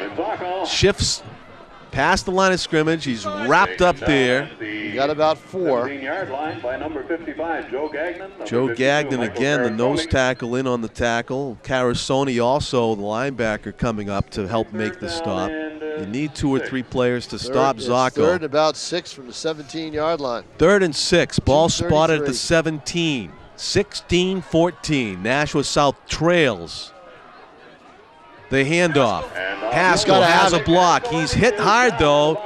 Nice job underneath the pile. Who's that getting up there for the Titans? Excellent job by the defensive line to keep, and also the backers to keep Boudreaux from getting around, or Haskell and Boudreaux from getting, running room up right side. 4th and about a long 2 or 3. 4th and maybe second timeout of the half. 4th and 3 from the 14-yard line. Timeout Nashua South. And decision time. Now you would think with Zacco you'd be able to get 3 yards. Because if you look at his runs, well, he's gotten 1, 2, 3, 4 times, 5 times has he been held to 3 or less out of his 20 carries. So the law of averages would say that if you give the ball to Zacco on a straight handoff, he would be able to get 3 yards. I don't know if I'd want to go in the air here if I'm Nashua South. And evidently, I don't think they want to kick the field goal. I think they want to go and try to win this game, or try to get the first down. It's a long 2. It's closer to 3, I'd say. It's 3. But you It's still 4th want to and hand 3. it to Zacco. But I still want wanna stay on Zacco the to touch ground? it, but looks like they're setting up for a field goal, John. Oh, yes, they are. They are. It's going to be a 31-yard attempt. I don't know here. I don't know if this is going to be what I'd want to do, but we'll try it. This is possibly for the ball game. 2:01 remaining. This would give South a 1-point lead if Cameron DeCecca can make it. The holder is Nicholas Haskell. He's got it down. The kick is up. It is over end, over end. Good. It's good. It drops across the crossbar for 3 points for Nashua South, who retake the lead 17-16. They won the state championship by a point. They may be on the way to win the 2008 Turkey Bowl by a point, but Nicholas Guest has 2 minutes, or actually 1:56, to make history. He does. What an exciting game, huh, folks? I just have a little bit more confidence in South's defense in this situation. Although Guest did. They finally got that long drive off, and they were able to get that field goal out of it. And that was a drive from their own 27 down to the 5, but it took a long time to do that. They have got to get the ball in the hands of somebody fast. You would imagine that Andre Williams is going to do it. But what a great job. DeCecca on the field goal. We talked about staying away from the kicking game both times. Both times they went to it, and it worked. They came through. So the question is, will the kicker for North get another chance, maybe from distance? What was the distance on that kick? That was a 31-yarder. Well, it wouldn't have been good from 35, but it was good from 31. Right. And so he got the job done. Let's see what happens here as DeCecca gets set to kick off after that go-ahead field goal that he just put on the scoreboard. What a great football game. It is a line drive kick, and it's going to go out of bounds for a penalty. That's going to give them the ball at where? The 35 or the 40? It's going to give a shorter field for Nashua North. So that is encouraging for North. It took no time off the clock. They have to go, you would imagine, 60 yards to get into field goal range. Yep.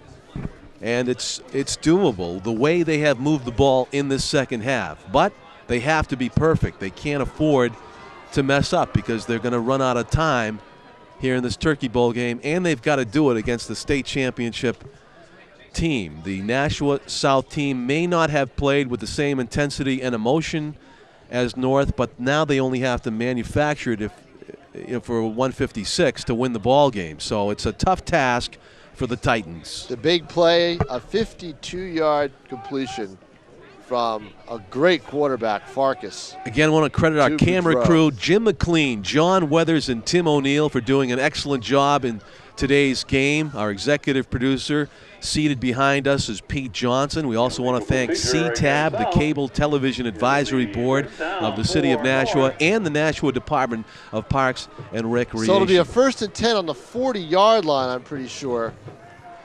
Well, it might be the 35. 1st and 10 at the 35. 1:56 to play. Their own 35-yard line. The quarterback has the sun in his eyes, but his receivers will be seeing the ball very well for the Titans. Dropping back is Guest. He throws it, is complete. Trying to work his way back and get some extra yardage, and losing it in the process is yeah, Williams. exactly. Williams did that thing again. He ran behind rather than running forward. We'll give him a gain of 4. It'll be 2nd and 6. Ball spotted at about the 39-yard line. Quick hitter to the right. That's Williams. He gets the ball in his hands. He is out of bounds at about the 41. We'll bring it back to the 40, actually, and it'll be 3rd and 5. So quickly a key play here in this drive. 1:28 to go. 17-16. South leads by a point. The Titans need to drive down at least into field goal range. Shotgun snap. Guest fires it. It is complete for a first down to Williams, and he's out of bounds. Best case scenario there for the Titans. They move the chains, and they take only 4 seconds off the clock with that play. 1:24 to go. Yeah, no reason to hurry here. They can huddle up and call a good play because the clock stops as he went out of bounds. I think the Titans have at least 2 timeouts remaining as well. Shotgun snap. Nick Guest backs up, 2-step drop, eludes the pressure, runs to his left. It looks like he's going to tuck it under his arm. He's trying to get through, and he does make a nice cut forward toward the 50. They're going to call, well, the assistant coaches want a timeout. The clock is running, 1:08, 1:07. And they have all 3 timeouts left here, John. They let 10 seconds go off the clock or more. They did take a before. timeout, but they needed to do it quickly. You're right. Yeah. Second timeout of the So there could have been some more awareness there on the field. The assistant coaches had the correct call immediately. They wanted a timeout. They didn't get it immediately. I think I saw about 1:17 on the clock after the end of that play. So they allowed 14 seconds, valuable seconds, to tick off before getting the timeout. It'll be 2nd and 8. What a football game. Yeah. It's been terrific. 1:03 to go, and it's the resolution is still very much up in the air. Like, who's going to win? We don't know yet. And we thought coming in that it would be a game dominated by the state champion South team, and instead we've seen the emergence of the Nashua North team as a Division I power that might have been. Well, now, what do you call it here, Coach? I think you've got, the short passing game is only going to help I want you Trevor so far. Rancourt to touch the ball. I do in this too, but I drive. want to get the ball downfield. I think you just got to go straight ahead. Or Coughlin coming out of the backfield. Let's see. Stepping up. Guess is going to throw it deep down the right sideline. He's got him in, and there's going to be an interference call. Yep. It was an easy call to make as the hit was made before the ball got there. Jumping up to make the catch was number 41, Rob Miller, and he was hit in the midsection just before the ball got there. Defender on that play, was that number 12?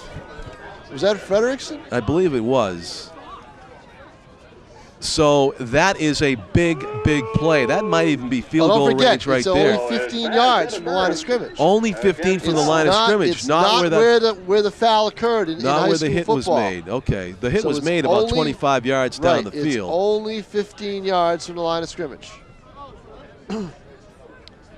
So let's see where they spot it after they mark it off here. So the ball will be marked 15 yards, so you just add it up. It'll go down to about the 36-yard line. Well, what is big about it is that on the penalty, the clock stops. Right. So 55.6 seconds to go, and it's become a situation where the clock isn't so much of a factor for North. On high school football, Pass interference. 15 yards from Ball the will be line of spotted at the, yeah, right. It's a big difference between where the hit was made and where the spot Big is. difference. It's probably about 15 or 16-yard difference. 36-yard line. 1st and 10 for the Titans. Guest in the shotgun. Looking to his right. He dumps it off to Coughlin with room to run. He's at the 35. He's to the 30. He's hit out of bounds at about the 26-yard line. Exactly. But he got out of bounds. That's the key. Smart play by Coughlin and a great play call by the Titans to find that receiver who had room to run after the catch. Question is, did he get a first down or not? That took just about 7 seconds or 8 seconds off the clock. First down is right. They call a first down, and it's going to move the chains and give them 4 fresh ones with 47 seconds to go. We've seen both teams trade kicks. The lead traded hands, and will it come down to a kick to decide the 2008 Turkey Bowl? I think they've got to get inside the 15-yard line for their kicker. We're about to find out. Gudice. 47.6 seconds to go in the football game. Okay, so there's the shotgun snap, and it is going to be Guest trying to run it. He's hit from behind, driven to the turf. Now they're going to have to use a timeout. Dimitri Venitos catching up with the North QB from behind, driving him to the turf after a gain of 1. Or spike the ball, one or the other. 31 seconds, the clock is running as Guest gets the snap and looks to throw. He's running to his left. He's still on his feet. He cuts it up. He cuts it up to the 20, to the 15. He's tackled, and the 16.1 seconds remaining timeout is called by North as Guest was tackled inbounds. He's got the ball inside the 20, Tom. He's got the ball inside the 15, John. He's down to the 14-yard line. It's a first down, but that's pretty much irrelevant right now. These will be the last 4 downs of the ball game. It's 1st and 10 at the 14-yard line. Timeout on the field by North. This could be Coughlin territory up the middle.